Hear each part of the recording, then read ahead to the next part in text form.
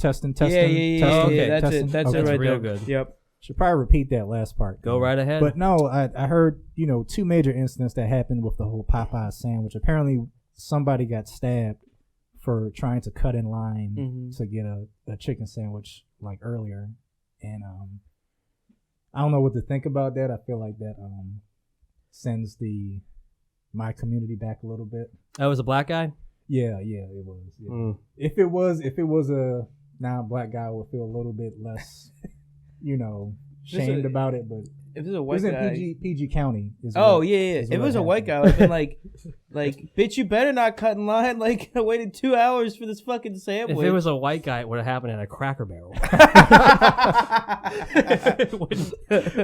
gonna tell you what takes balls though. If you wanna figure out like a white confidence moment, there was a guy that was a white guy that went to Popeyes and he threw out the N-word. No, Popeye. Why is that confidence? And because it's a line full of angry, upset people that want a chicken sandwich that happen to be African American. Yeah, I think that might be the main part. You went into the lion's den.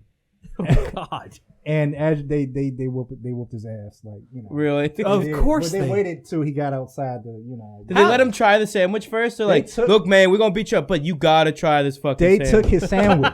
They took his sandwich? They took his sandwich. That's unforgivable. That's not unforgivable. Fuck that guy. Fuck that guy. No, you can beat him up all you want. You can't take his fucking sandwich, though. It's a weird karma. I don't know. I don't know. They should have held him down and then had whoever he called the N-word should have ate the sandwich in front of him. Every bite, they punch him in the face. Dude.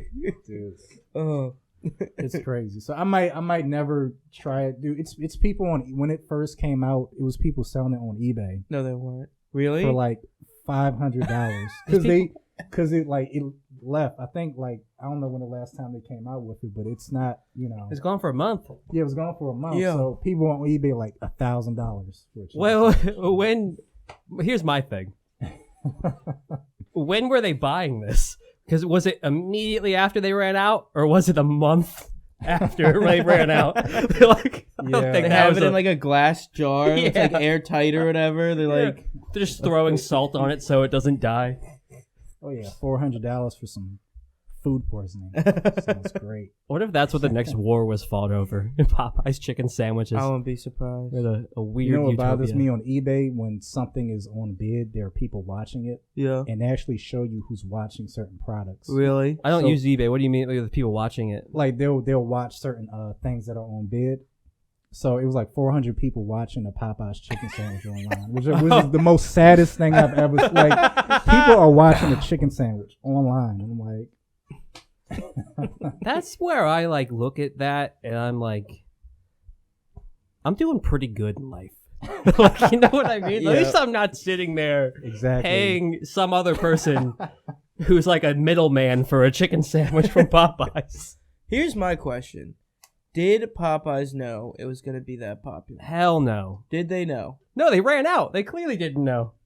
Yeah, but did they like this is the thing though. It's like artificial demand. You know what I mean? Like now that it's been gone for a month, people are lining up around the block again to get sandwiches. Do you think it's as intense as it was when it first came out? I feel like it's close. Yeah. It's not. I'd say it's 60%. People are still like Popeye's chicken sandwich. How did the whole thing start? Like, I didn't really follow it at the beginning. Was it like news outlets talking about the chicken sandwich, and then people were like, "Oh, I got this fucking chicken sandwich"?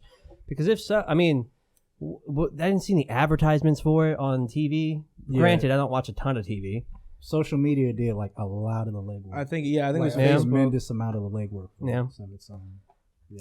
It's crazy.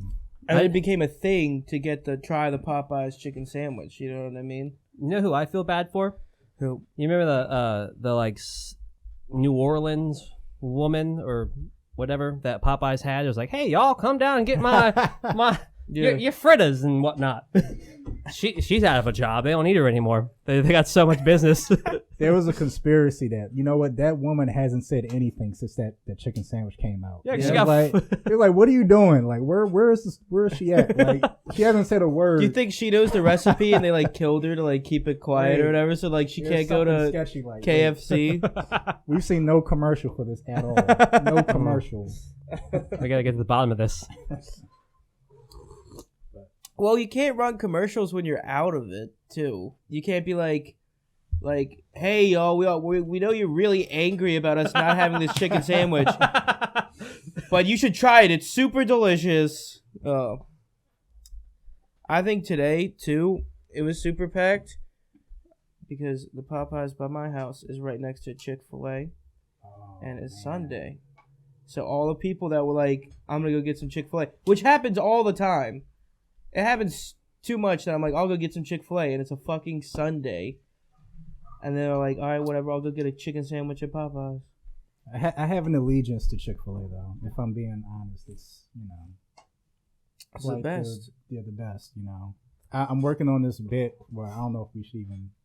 Working on this bit where I was like, you know what? If I were to get stabbed, I would rather get stabbed in Chick-fil-A because I know they're going to save my life and pay my medical bills. That's how great all the donations. I'd be surprised if most of them know like medicine too. Like those fucking workers that are like I guarantee the drones they do. Or whatever. There's the training there's They'll probably do as much intense. as they can for a Christian group. Yeah, I mean, Christian, also once they learned you never ate the Popeyes chicken sandwich, they're gonna be like, "Get this man, save his life. He's coming back."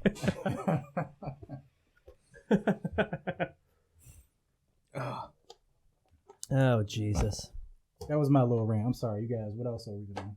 Oh no, we're just shooting the shit, man. This is the show. This is what we do. We're just There's hanging no out. structure to it. There's no like point or purpose. We might have we some just hang out, have some drinks, and hang out, shoot out, hang out, have drinks, and hang out. That's what we do.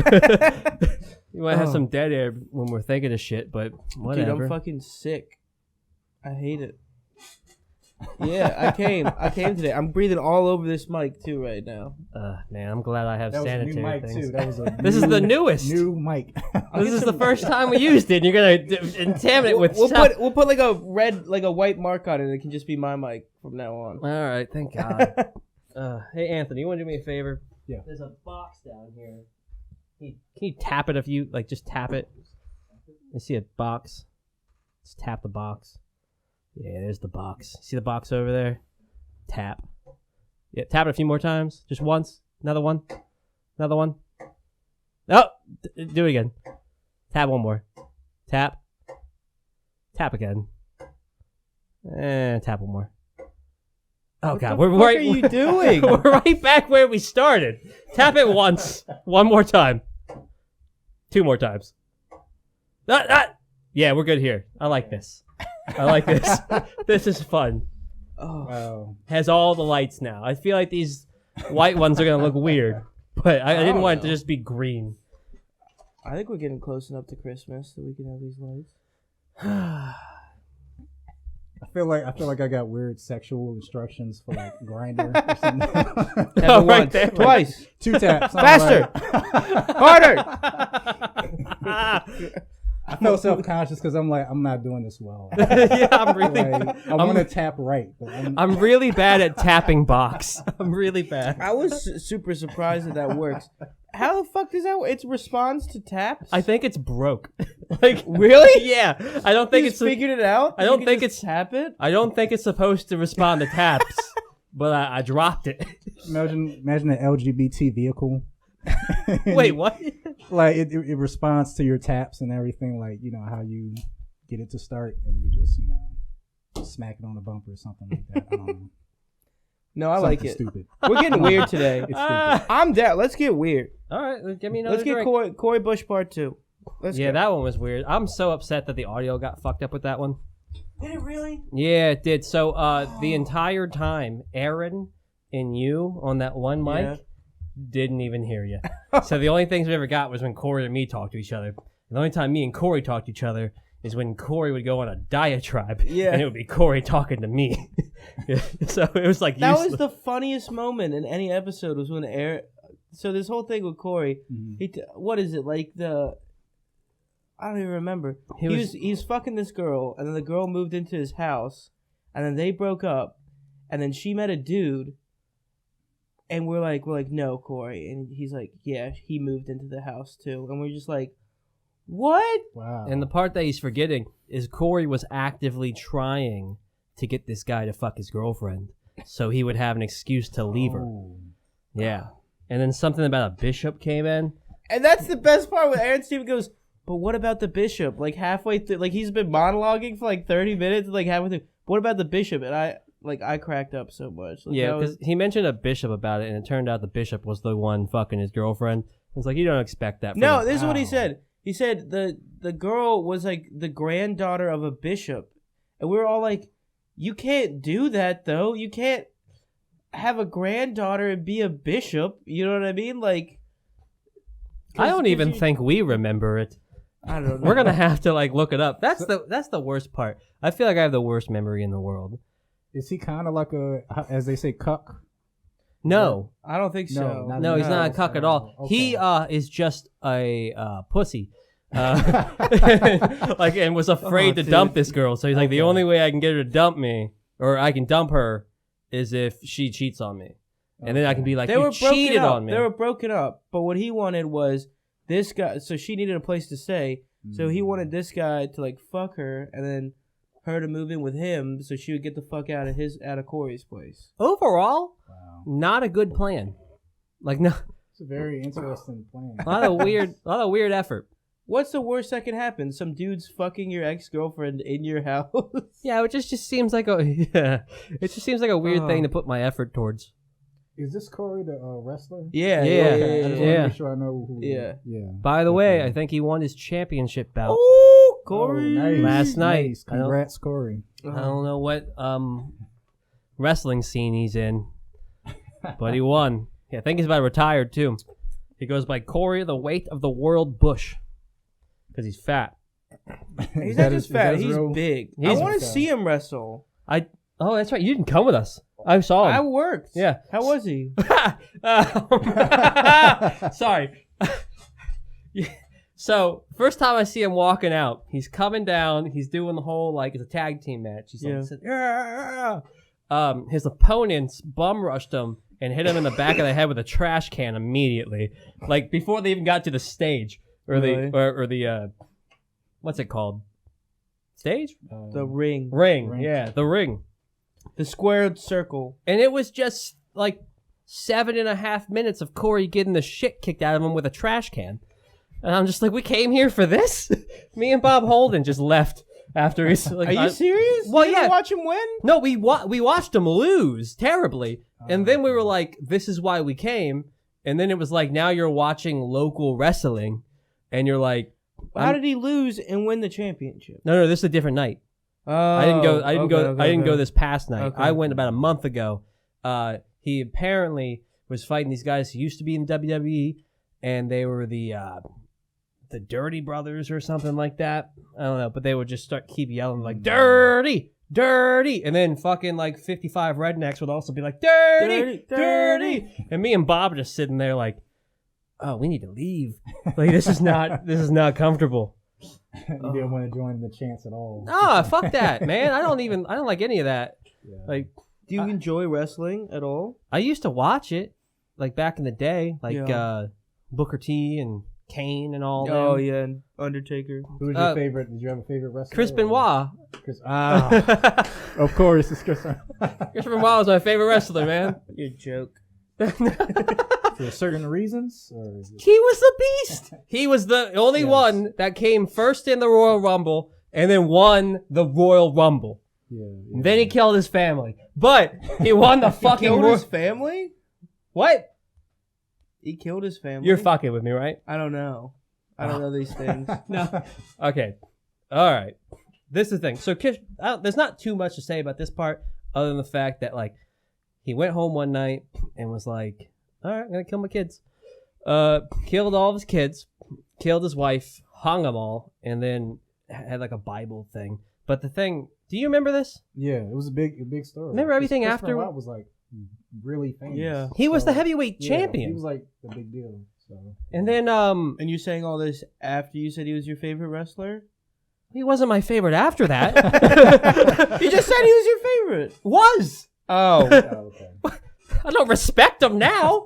Don't you retroactively maybe he's not your favorite anymore? No. After I'm he just kills his family? at the time in which I enjoyed wrestling. That's when I became a fan. When I heard that he did that, that's when I was like, Dude, no one else is willing to push the envelope that much. No. that was a joke. People, oh, this is Let's horrible. just get that out there. People call wrestling fake. trying to save your future SNL. Fuck you. People call wrestling fake, but Chris Benoit actually killed his entire family. It's horrible. Technically not wrestling. Technically not wrestling. I was wrestling to him. The thing that remember when they were trying to blame that all on steroids? It's all the CTE. That's what I'm saying. His finishing Yeah. move was the flying headbutt. No, it wasn't. Yes, Yeah. yes. His finishing move true. was he climbed up to the height of it, like 5 feet, jumped off another 3 feet in the air, clearly, and then would headbutt a man Yep. I almost forgot about that. every Yep. 7 nights That's a so- week. did they have like a doctor come out and be like, I'm gonna check you for concussion? He's like, no, not today. He probably held a knife to his fucking throat because he was a murderous asshole. Stay the fuck away from me. I'm Chris Benoit. I love Rey Mysterio. That was my guy. But that's also because Oh, we're the really? same. We're the same height. That was my second favorite. Because he was going up against those fucking gigantic people. He did He did all the 619. more Mexican style, like high acrobatic stuff that I liked a lot. And he had the mask. That's. Are you a Jeff Hardy fan too? Since you like, I'm saying because they're both similar, but it's just. No, he just likes Mexicans. Oh, okay. That's Yeah. what it is. Okay. I like. I've actually, my friend has turned me on. There's a lot of like. I'm not a big fan of WWE anymore. Yeah. What I love is the skits. I think they're hilarious because they're so corny that they're bad. You know what I mean? Like, I haven't really watched it in a long time. but my friend has turned me on to. There's like, not that I watch anything regularly, but I'll go over and he'll be like, "Yo, this is like a Japanese promotion," and they just had like their version, like the Royal Rumble or whatever. And to me, it looks like 3 times better than WWE. You know what I mean? Like, they're doing like more intense stunts and stuff, and like they aren't all like super jacked up on steroids. They're like more like In the kinda, Japanese promotion? yeah. Well, it's a lot of like yeah, and like but it's a lot of like kind of like skinnier guys that do bigger stunts rather than having to pick up fucking John Cena and his roided out fucking ass. You know what I mean? Like Yeah, a lot of guys in the WWD just do have to be like, look at this 7-foot Arabian guy. Look Great who we Khali. got. He can raise his leg high enough to kick Rey Mysterio in the face. He's amazing. I remember those moments when I had to like pretend to like John Cena's rap battles. I remember what you're talking about. Like, now. That dude, just like spun it's, some there's gear been in so the back many of my head. changes with John Cena, man. It's insane. I Like, forgot he They used have to the be. obvious plant, that would like start spitting bars at John Cena. He's like, "All right, let me murder this clown. Look at your shirt; it's as bad as dirt. You come against John Cena, I leave you hurt." And then all the fans are just, and then he the plant like cowers away or whatever. It's like he never comes back. I forgot he used to rap. Oh, he never Yes, rapped. dude. That's how he. Well, yeah, true. True. I forgot he used to rhyme occasionally. He rapped this like he's just Vanilla Ice on steroids. That's all he is. And I love all the stories that are like. So I watched like some documentary on John Cena. He's like, "Yeah, man, when I was in freshman in high school, I was this tiny, skinny kid." And they show him he's this skinny kid with like glasses. He's like, "I got picked on a lot, so I started lifting weights." And I'm like, "No, you didn't. You started taking steroids, you idiot!" Like you weren't bench pressing in your garage to get like fucking traps that are bigger than my biceps. You know what I mean? Like, God. you found a little jungle juice. Jungle Just shoved it up your ass, and then you're like, no one picked on me anymore after that. Who was Oh, go ahead. Go ahead. No, you go ahead. No, that's scientifically true, right? About the side effects. Yeah. Wait, you like your balls get Yeah, that's all. tiny? Legit, right? Or is it- I've heard it, but I'm not sure if that's Yeah, your true. balls shrink up. The biggest sign is traps. If people have really big like this muscle, whatever that, like, I think it's your trap. Yeah. You can't get, like, it's almost impossible to get that, like, naturally. I don't think that's true. It's to get them as big as, like, roided up people do. I think you can use shrugs. Like all the time. This is just what I heard on the Joe do Rogan Experience. Just do a lot of shrugs. I feel like they just get bigger and bigger. Yeah, but who does shrugs? Only people who do steroids, apparently. Oh, they suck too. I don't know if anybody's tried them out in the gym, but it's not fun to do those. what shrugs? Shrugs? Yeah. I used to be actually really in shape. I used to work out. I played Division II football. Snap. Yeah. So I used to be like 230, mostly muscle. I was squatting like 460, benching like 350, and then my didn't do steroids, so I didn't have these muscles at all. But but yeah, man, weightlifting sucks dick now. I don't do none of it anymore. Look at me, chubby. Like I used to have super good cardio back when I wrestled. Yeah, that's right. You used to wrestle. Yeah, was like 151. I could fucking run like 3 miles and not like break a sweat. You know what I mean? And like now it's like stairs, my greatest enemy. Do you remember when we boxed for like 5 minutes and we were both dying? Yeah, because we were that's just really bad. We weren't even. Okay, so we were drunk. Significantly drunk. There was one time. What are you talking about? I don't drink. I'm not gonna lie, and this is very embarrassing. But there was one time and I'm gonna blame this on drunkenness because I know how to punch. I went to go punch Parker super hard in the temple, and I saw like 3 Parkers, and I went for the one in front, and that was the wrong one. And then when I did it, I literally was like a cartoon character where I punched, I did a 360, and then landed on the ground. Yeah, I remember that. Yeah, it was hilarious. It's hard. And then Parker, bless his soul, didn't even laugh at me. I was ready to go. I was like, "Get up, pussy!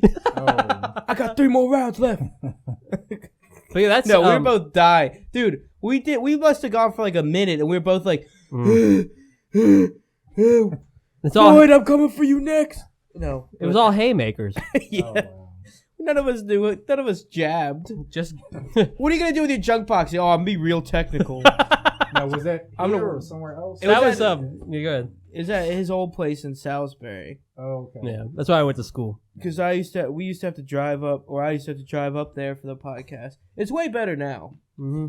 Those were the dark days of the Preferably Biased podcast. Back when it was political too, which was kind of fun, but it was also like it's hard to get guests that like cared. It's like we'd have guests on, they'd be like, "We aren't going to be political this week, are we?" And we're like, So, well, and we pull out like a stack of like 3 different topics we have like planned, and me and Ryan have both researched about, which we can debate. We're like, well, you might get a little political this week. So we're gonna have a in-depth conversation about Jussie, whole Jussie Smollett. And they're like, oh no, I don't want to do this at all. Yeah. Dude, ever since Dave changed his name, that's all I say. Juicy, now. I almost said I just that. say Juicy Smollett. That's all I say Juicy now. Smollett. Dave Chappelle. Juicy Smollett.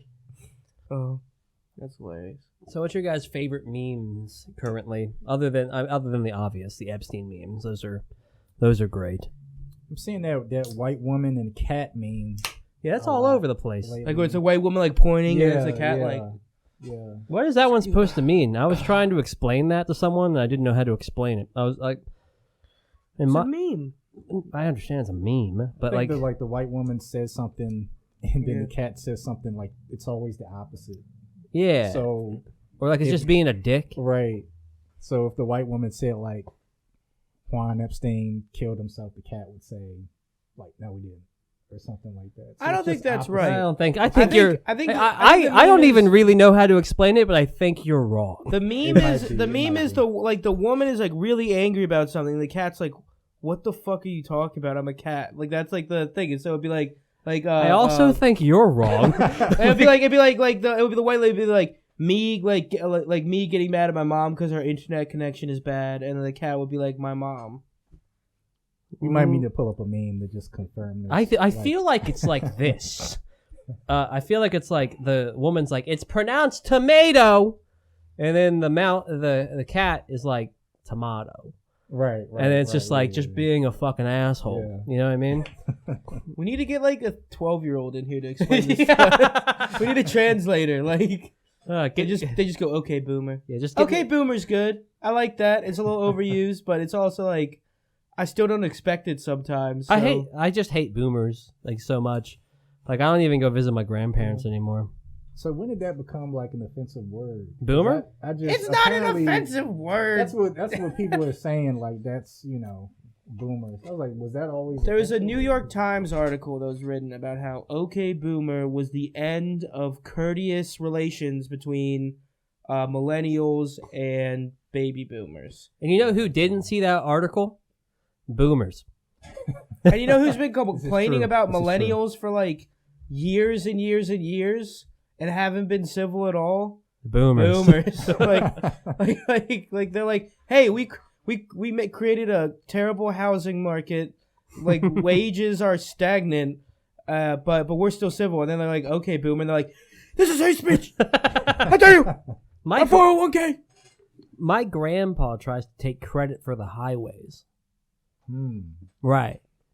Which is what the fuck are you talking about? like he'll sit around and be like, if it wasn't for he's a boomer. He's like, if it wasn't for my generation, y'all wouldn't even have the highways. And it's just like you're an alcoholic. Like you didn't do that. Like you didn't do that. you didn't make the highways. Just taking credit. It's like you sold the family's Thanksgiving turkey for a handle of wild turkey one time. That's what the fuck you did. That's not true. That's very ironic. Oh damn it! But very funny. Perfect though. I wish he did, because then I'd have a real honest joke. But it is a lie. But no, he does complain. He actually does take credit for the highways, which I do not understand. Dude, it kind of disgusts me how less expensive everything was back then. Yeah, it's inflation, like, especially college.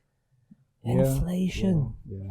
My dad's like, I didn't work. Like, my parents wouldn't pay for my college. So I had to work full time to pay for college, and I'm like, I work full time, and I don't even barely like begin to pay for college, and I make like, not to brag, but like for my job, I make a decent bit of money. You know what I mean? Like for not having a college education, I make like a decent hourly wage. You're a bartender, right? Yeah. Yeah. But I've been there for like 4 years, so I've gotten like raises and stuff. You know what I mean? And you probably know a lot of the regulars who want to tip you more because they like you because they've seen you around for so long. You're probably making some decent money. Well, I forgot you're Parker. People don't like you. Yeah, exactly. That's crazy. Okay, my favorite meme though. Have you all seen the? It's hard to explain, but it's like someone will make like a small mistake or something, and then someone will be like, "You fool! You absolute imbecile! How could you possibly think you?" Have you guys seen that meme at all? I don't think I've seen that. Okay, so it'll be like a Tinder conversation, and like someone will be like, "What's your favorite kind of dog?" And the person will say, "Up dog." And the other person will say, "What's up, dog?" And then like the meme is, "You fool! You absolute imbecile! How could you have fallen for my trap so easily?" I can't explain it. Okay. But I'm not a fan already. Yeah, I feel like we gotta look at some of these again. Yeah, I don't know this one. Whatever. Comprehend. Is it Dexter from Dexter's Laboratory? No. It's like text. You fool meme. Let's see if I can find an example. Oh no, it's not that one. What do you do for work, Anthony? So I do medical coding, and I think I spoke to you too because I know you work. I remember this now. Too. Yeah.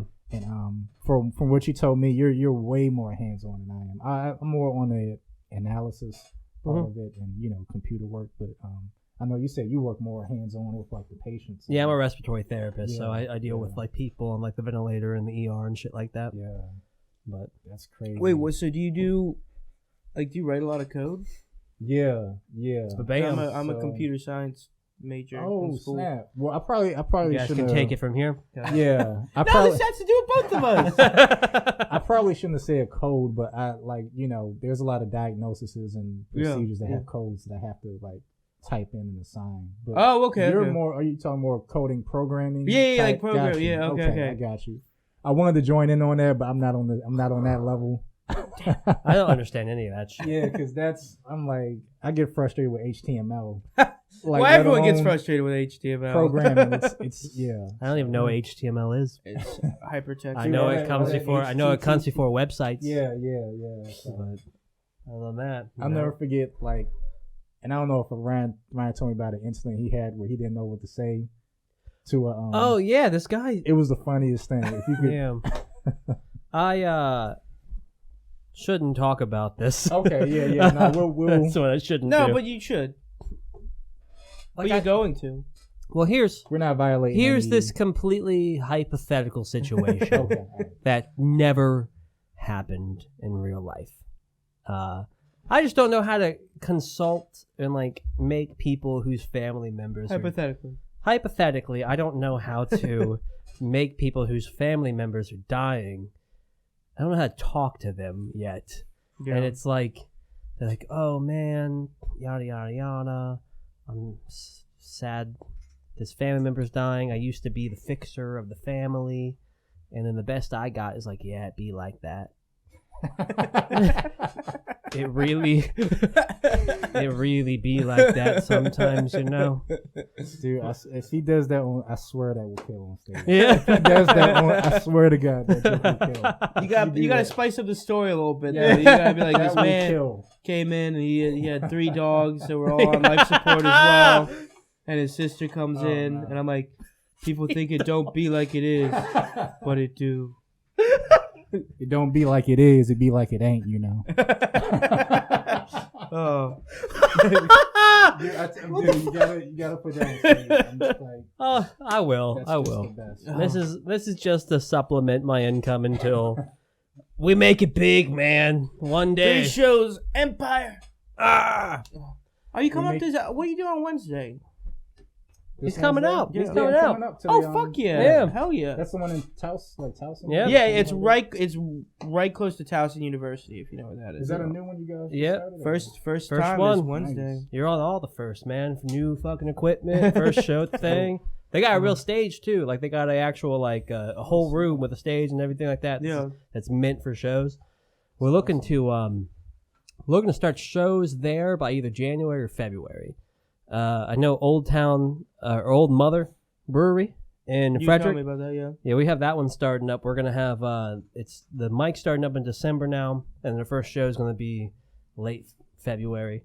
I'm trying to convince them to do like a Valentine's Day type thing.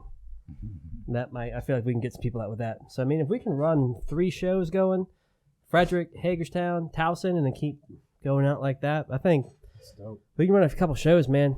And right now it's you got Zen West is Wednesday,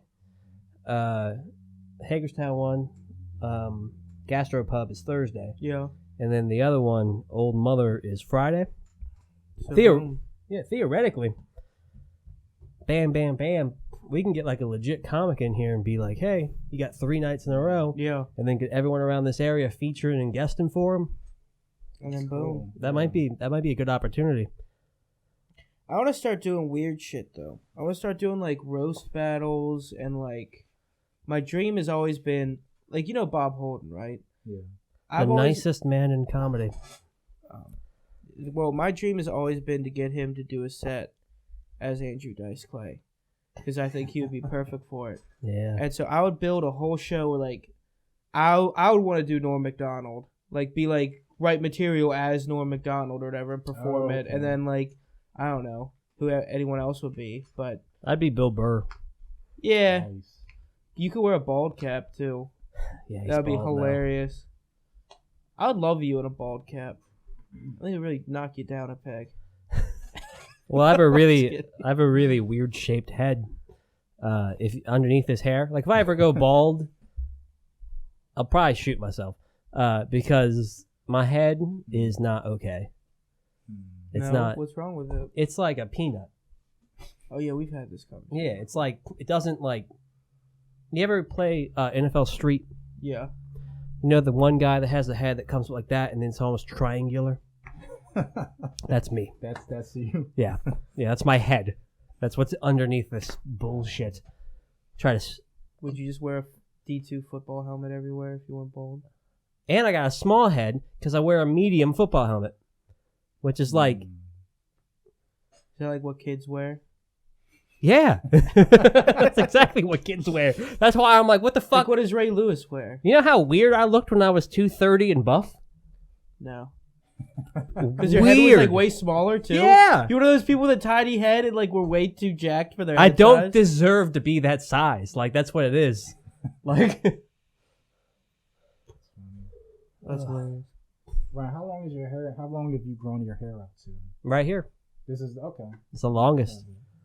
Yeah, that's the longest ever been. I'm trying to do it right now. Because what typically happens is what I've been doing is strategically getting the sides taken down as the top gets a little longer. Because if I don't do that, it just, you know how Jufros look? Right? Yeah. My shit becomes like a Jufro, but it like never curls. It just is just straight. It's just like Mo from the Three Stooges. Oh, wow. But like And you just go straight out? yeah. What? Yeah, no. And it doesn't drop for the longest time. Actually, yeah. I want to see this. It can get this long and not start dropping. It would literally be, you see how high my hair is now? It would be to the side as well. And it would just be round. Wow. Yeah, and everyone would hate me. You probably haven't taken any pictures of this, have you? No, I will never take a picture of I that. understand. Yeah, because it's just like misery and woe. Yeah. I ain't fucking with that. I'm going to start putting Rogaine in your like apple juice. Please don't. That makes your dick not work. Does it really? That's what I heard. Rogaine makes your dick not work? Sorry if it does not, Oh. but I've heard Rogaine doesn't make your... I just imagine a 50-year-old dude like gets like a head of hair, finally brings a woman home, and he's like, no. Oh, well, by that time they got Viagra. Let's be honest. Dude, what a sacrifice is that? Just, Yeah. Yeah. You look great, and now it's like, wow. You better be able to eat box pretty good. Tap a box. I mean, obviously, you can't be tapping boxes very great. But I need instructions for tapping box. When I was on antidepressant meds, they made your dick not work too, and it was just like, whoa! I never knew you were on antidepressants. oh yeah, I was real depressed right out of high school. How Because I went to college, I went to Virginia Tech, failed the fuck out of Virginia Tech, and it was kind of like, hello darkness, my old friend. Because all my friends were off at college, you know what I mean? Too. Right. So like I didn't have any friends, and I worked in a kitchen, which is like the most grueling, like not the most grueling, but it's not a very like happy job. You know what I mean? Like it's kind of like, we gotta get this fucking shit done, you piece of shit. You know what I mean? Mm-hmm. And so yeah, I was on antidepressants. How's it feel on them? Well, it take like a while to kick in. So it take like a month to kick in, and you just feel like a little bit more, I don't know, not depressed. Like it's hard to explain. Would you like so like things that now make you feel like super happy? Yeah. Would you be deprived of that like higher tier happiness as well? Because that's what I've heard people say. You're just kind of baseline. This is where I'm at. That's what I'm doing. Yeah, kinda. I don't know. I was still pretty depressed on them. I don't think they did very, like, I had to change them a couple of times because it didn't really work at all for me or whatever. And they actually did some weird, like, my insurance covered this weird, like, genome test where they took some of my DNA and they ran this test and they're like, yeah, so this test says that all of these antidepressants that everyone else takes, they're not going to work for you at all. None of them are going to work. And I was like, okay, what do I do? What do I do then? So I'm just gonna stay depressed. Yeah, now? yeah. And it's like and eventually I got on my like ADHD medication, and that fucking was really what like Helped took you? me. That's what really helped me. You just stop being a piece of shit. Like that's what So depression does. It just makes you like a lazy person that wants to stay inside all day. You know what I mean? So when you started doing things and like trying to pursue other goals, that's when you became undepressed. Pretty much. That's Yeah. how my depression works. As long as I like have an idea of a thing that I want to do, like I'm slowly becoming depressed right now because I haven't been working out as much as I should be. But you know what I'm gonna do? I just bought a fucking workout program. I'm gonna work out and get back in shape, and I won't be depressed anymore. But that's how my shit works. It's like I know what I need to do. If I do that thing, I won't be depressed. You seem very similar. Well, kind of back then, I don't know. Like I haven't really felt like that way. It was pretty bad. But I know other people like I'm sure you've struggled with some of that. Most comics have. Is yours similar to that, or do you kind of just fall into like ruts? Because I know there's some people that get like that seasonal shit, and then all of a sudden it's just bam, 3 months they're out. Yeah, mine's is definitely seasonal, but that kind of blew my mind. I didn't know that antidepressants can mess with your dick too. Oh yeah. Oh yeah. I used to have a stand-up bit about it where my doctor was like you're gonna gain weight, your dick might not work, and you might have increased suicidal thoughts. And I was like, you gave me antidepressant meds, right? Like not like depression med. Like there wasn't a mix-up. Like what? What's the next? Like what are the side effects of the thing worse than this? It's like, okay, yeah, these are your antidepressant meds. Your dog's gonna die if you take these. Like that's. And then my big joke at the end was like I asked my doctor to switch medication. He's like, the side effects are worse. I'm like, all right, I'll try anything. And I used to be 6'3".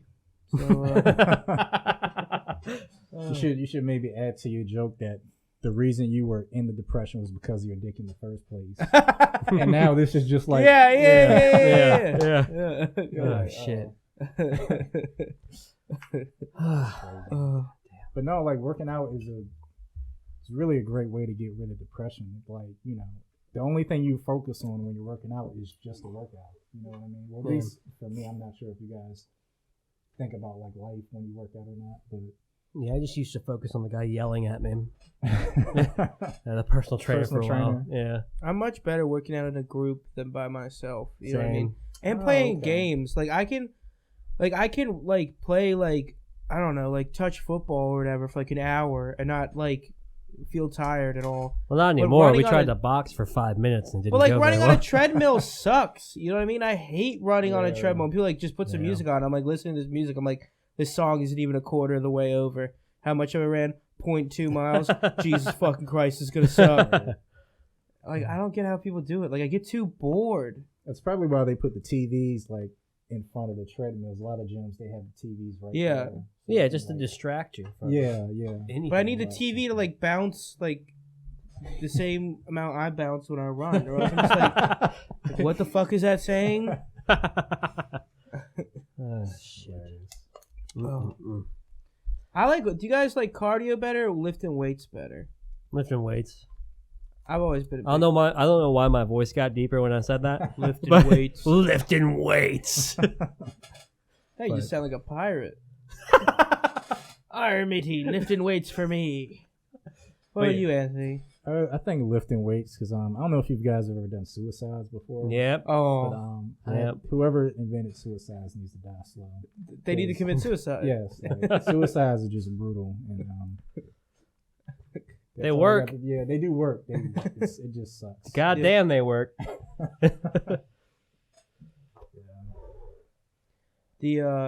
Back when I was in wrestling, we had these things called like 30-second drills. So like basically there's a wrestling room, there's a long like room with like mats, and you had to touch like the walls in 30 seconds or whatever.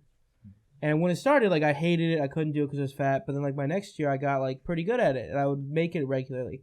And they go, okay, here's a 25-pound plate. Now you gotta do it while you're running with a 25-pound plate. And that shit like sucked. And then you're like, okay. And then like, okay, here's a 45-pound plate. Now you gotta do it with a 45-pound plate. And like, oh, they're the worst. People throw up all the time. Oh yeah. So were you just like carrying it? How were you carrying it? Yeah, like it had like it wasn't just a plate. Like it had like handles almost. So you could carry it like that. And but the worst was there's this one dude. His name was Austin. Who was really good at like wrestling, and he had really good cardio too. But he's like 115 pounds. So they made him carry a 45-pound plate, and that's like half his body weight. Like half his weight. And he like still could do it. And so all of us big fucking heavyweights with 45-pound plates like looked like, not heavyweight, that was probably like middleweight, but like looked like pieces of shit getting beat by this like 110-pound kid that can like fucking do it better than us or whatever. Oh. It was crazy. At least you knew you could fuck that kid up. He could beat me in wrestling. Oh, he was really good. Come on, I don't even wrestle. I could beat that kid in wrestling. I don't think so. I'm 210. Oh yeah, that's right. Bye. Yeah. What a pop. Dude, I'm trying to get some more weight, but my metabolism is just like, screw that. How much do you weigh? Wow, I feel so bad for you. Wow. But it's just not letting up. Normally, I think when you get older, it's supposed to like... Yeah. slow down. Yeah, but then you just get fat. You don't get like. Yeah, that's. You're not gonna be like, oh, I'm muscular now. Like, yeah, that's true. I have muscle all of a sudden. Complain about it. Yeah. Yeah. Just no, because you want muscle, you don't want fat. I was gonna say just eat Popeye's chicken sandwiches nonstop, but you know they just get steroids fat. chicken. Yeah, just do steroids. I don't know what to tell you, man. Just do steroids. Just do steroids. Hopefully, you don't kill your family like That Chris should be Benoit. like the plot of the next Space Jam. Like a bunch of skinny aliens just like eat Popeye's chicken. Then they turn into like NBA athletes and just There we dunk go. on everybody. And Yeah, and someone gets shot. Are they making a new Space Jam with LeBron? Did I hear that? yeah, I think they are. Is that real? Like, I've heard that a couple times, but I don't know if that's real. do I want it to happen? I'm not sure. I don't. I'm not sure if I wanted that. I mean, the first one was such a classic. You don't It's so want classic. Yeah, they're gonna ruin to it. ruin it. Yeah. you know? Every remake gets ruined, except for no, every remake gets ruined. There have been a couple that have been good. What's the one that Ryan Gosling did recently? That he made a remake with the dude who did Indiana Jones and Han Solo. What's that guy's name? Are you talking about? It wasn't a remake. It was Blade Runner, 2049 or whatever. Yeah. That wasn't a remake. It was a sequel. Oh, that's probably why it was a good movie. Idiot. That makes a lot of sense. I'm You not idiot. big into cultural shit. I don't follow that 100%. I thought it was a remake. I've never seen the original Blade Runner. Neither have I. I didn't even watch the second one. I just heard it was good. Can I ask, did you guys see the Dolomite Excuse me? movie? The I Dolomite? heard about that. Eddie Murphy did a remake of the Dolomite. Oh, Like you a know what old I did school- see? I saw a lot of black comics talking about it Oh, okay. on Facebook. I did not watch it, though. Yeah, Ryan, you don't even know who Dolomite is. I do now, since all those black comics were informing me. I literally messaged one. I was like, who's Dolomite? And I must have got a book and a half Oh, back. no. He goes, Dolomite, it's this guy back in the butt. Blah, blah, blah. Yeah. I guess if I give you like the bullet points, basically a famous actor from like the black exploitation Yeah. Yeah. time, and Put your weight on it. he was a comedian that it was weird. He did a lot of rhymes with his punchlines, so like it was kind of like he was rapping Yeah. or one of the first to rap and do comedy like at the same time. So it was like, but he would just everything he says on stage he would rhyme it. So like, you guys are making me sick, and you all can suck my dick. Oh, And okay. so it's just like everything is like Yeah. that. Those guys are fun. Those Yeah. guys are fun. Almost Andrew Dice Clay. Yeah, exactly. Yeah. Hickory, yeah. Hickory dickory dock. The girl sat down on my cock. Oh! Yeah, I get it. He's a black Dice Clay. Right? Is that what he is? No. He's his own thing. Like, there's no one else that's really like Dolomite, I would say. I've never seen him, so I There are can't people even, from like- blaxploitation films, which are like a hilarious genre of films still. Yeah. Those I haven't watched either. How'd those go? Oh, You seen? Well, they exploited black people. I guess you've seen the Bruce Lee Enter the Dragon, of course. yeah. Yeah. You've seen Jim Kelly, the black dude with the afro. Man, you come straight out of a comic book. Yeah. Oh, He's so like- every single movie was that. no, but he was one of the big ones. Yeah. That black exploitation. They like Yeah, but like the Correct way me if that I'm wrong, but but- like the way that he acted is what I mean. Like that was like the Oh. way that it was all acted. No. basically like some of the tropes are like there are drugs in the community and like there's one bad motherfucker that you don't mess around with and he like gets all the girls and he like Shaft or something. yeah Shaft is a good one or Superfly Yeah. or if you ever seen one of my favorites which is Black Dynamite Oh, dude. I've heard of great. Black Dynamite. That's so funny. and like dude like it's such a good parody of those movies It's on too. Netflix too. If you ever want to like. Yeah? That's Dynamite. funny. That's funny. Dynamite. Let's It's check one of that the one out. best. I think it's one of my favorite comedy movies of all time Yeah. because it gets so weird. A lot of pimps in it, and Yeah. just I'm declare pimps are war. always funny. So it's Yeah, exactly. You can't go wrong with pimps in. It's comedy. funny because like pimps in I'm real Pony life. Giddy Up. What? Oh, that's one of the Pips' names. Is like they'll have weird ass names like Pony Giddy Up. It's like that's how he says it too. Like Oh, dude, Black Dynamite is one like. I gotta check that one I out. feel like I like have an instant connection with people that have seen that movie. You know what I mean? Because you're just like you like the same kind of comedy that I like. You know what I mean? Yeah. I don't know. You'll have something to talk about, I guess, on the next one. Yeah, because I'm gonna watch it after. It's so funny. After this. It's funny. It's funny. It's good stuff. I just love how pimps in like media are always hilarious, but pimps in real life are never hilarious. Oh, it's just sad. I haven't met many pimps. I met one time. He was violent. Oh, wow. Yeah. He was down in Ocean City. What do you do? Really? He pimped. In Ocean City? Yeah, man. Wow. There's prostitutes in Ocean City. Yeah. They're not good. Like They're not good compared to what? New York. Oh, fair enough. Yeah, what you talking about?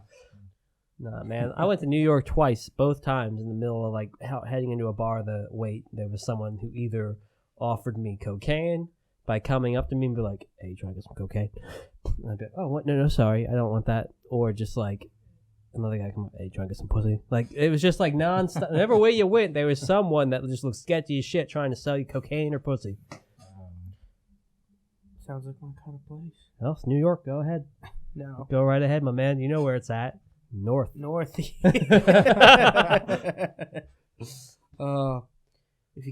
you see Bernie Sanders, you've gone too far. God damn it, I fucked that joke up. So bad. What? Holy fuck. Here, take two. Go.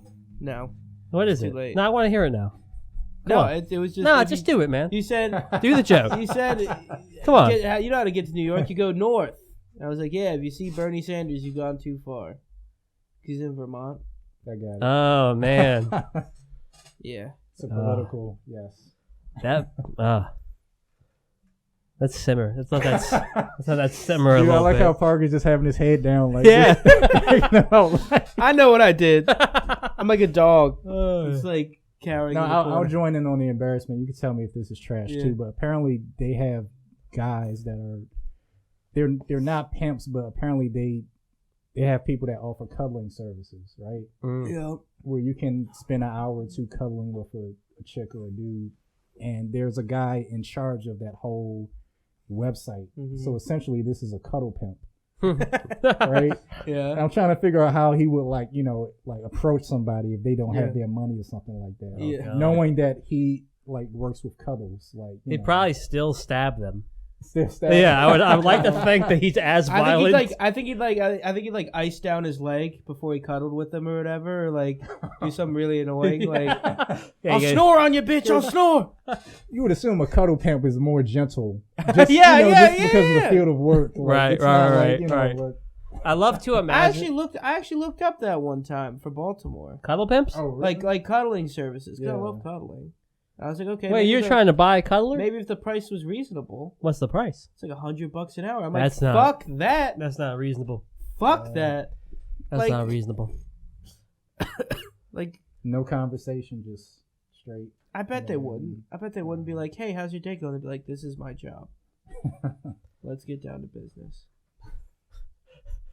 Let's hug each other viciously on this Can you couch. imagine cuddling and then running off without paying? After you get your cuddles. You fucked up, bitch. Money up front. Half an hour, All half right, later. Yeah, I'm gonna go to the bathroom real quick. I just gotta take a big piss. Well, what if you did that and like halfway through the cuddle session, you're just like, I'm almost there. Isn't it just how many of them do you think are prostitutes that are doing the cuddling? I don't think an average college chick would just be like, I'll sign up for the cuddle service, make some extra money. I think that's exactly who would sign up for the cuddle service. Really? Yeah, because if you're trying to get out of it, I feel like that's a great way to get out. If you used a prostitute, that's what I'm where saying. that's Not the more to- conservative. not to mention it's a young woman in college who has hope for her future. You know what I mean? The prostitutes typically not a lot of hope. Yeah. Not a lot of hope. No, for, a lot of them are named Hope. Redeem myself for that terrible Bernie Sanders joke. There it is. Oh, that was funny. I can't talk. My last girlfriend. Check this out, Anthony. Check out how terrible of a name my last girlfriend's name was. Okay. Destiny with 2 E's on the end instead of a Y. Oh, Destiny. And I'm just like, did you hold it and say it like that, or did you just say Destiny? oh, I just would be like, hey, babe, so I wouldn't have to say her name in public. No, I'm just kidding. She's a great girl too, but it's just like my mom always jokes like about like me bringing home girls with like she's like, Parker, you better not bring home a girl named Starlet Moonfire, like real prostitute names. It's like the most specific name. Don't bring home a girl named Tuesday. I'm like, what the fuck? And I bring home a girl named Destiny, and they're like, how do you spell it? I'm like, not correctly. Not correctly at all. You know how 2 E's sound together at the end? Yeah, that's how she spells it. That's how. I'm so sorry, Mom. And my friends always fuck with me. They'd sing that song like, you are my destiny. You know that song? I do not know that song. I didn't know it either. I was hoping you all knew it. No. How long did you guys like see each other for? Like Just a like a quick... little over a year, maybe. Oh, okay. I don't know. She's a great girl. I had a lot of fun. But I always, it's kind of a dick thing, but I always told people the worst thing about her is her name. Okay. Which is kind of Did like her like name match her personality? No. Okay. Like she was not very stripper-ish Okay. or Alright. prostitute-y. I met her once. Oh, okay. What was that? Baxley's place? Yeah, I think it was at Baxley's Yeah. place. I got a good video of Parker getting the last of, I'm not sure what it was, but it's about this size. We're all playing some sort of terrible board game. I got a Snapchat of Parker literally getting the last drops where he's like this, and then just went. And it's one of my favorite videos of all time. I feel like you can't call me one of your friends until you have a video of me doing something stupid while I'm drunk that I have no memory of at all, because I don't remember that at all. And people just show me sometimes. They just show me like. I actually have the video. Oh, let's see it. Oh, snap. Yeah, well, I can. It's on my Snapchat. I saved it. I feel like I can upload it and put it onto the thing as well. But this is gonna be some dead air. Ba-ba-ba. This way, people have things to listen I can ask you guys in the to. meantime if you guys like the Joker movie. I'm not sure if you went to I see didn't it. see I haven't seen it yet. I can't. You see how I look. I can't really. I found it.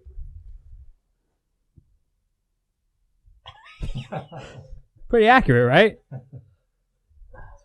Let's have that on loop. It's a good gif. But his girlfriend's right there. Yeah. There she is. And when she's very annoying. When she's in the video, she's super. Her voice was bad. I liked her voice. I didn't. Like how bad? Like It was like nasally and dumb. oh, okay. It was like Nasally and dumb. No, she actually had a fairly decent voice. I'm just being a dick. She was a nice. I was about to compare it like if you had to listen to Lois Griffin all day, do you think that's a bad voice? Yeah. That's a terrible voice. Okay, got it. I think Hopefully the it wasn't only that bad. voice there's only one voice worse than that. And I don't know if do you guys watch anime at all? I do. Do you know like the stereotype? Like, have you ever seen Neon Genesis Evangelion? I have not watched that one. Okay. I think you're much further into anime than either one of us. Like, That seemed like that blew my mind that you even knew that title. What? That's like one of the most popular animes of all time. I couldn't even repeat it. Neon Genesis Evangelion, or EVA for short. No. Whatever. Never mind. I'm not going. This train is not going all the way into the station because I feel like you guys are just gonna think I'm a weirdo. No, go right ahead. Try to do it. Well, there's like this like trope like it's not like a red-haired chick that like I don't know how to explain how she talks, but she like talks really angry all the time. Like I don't know. I can't explain. Like Just really most annoying. red-haired chicks. That's not fair. It is fair. It's a good stereotype. No, I mean, like, redhead chicks normally have fair skin, so that's not fair. So what about this show? Oh, are we going to talk about Neon Genesis Evangelion? Because strap yourselves in, boys. It's one of those shows you watch and you have no idea what's going on most of the time, and then you have to watch, like, a YouTube video that explains the plot or whatever. Mm-hmm. It's like Eraserhead. You guys have seen Eraserhead? I've actually seen that one. That one's weird as fuck. Mm-hmm. I didn't know what was going on.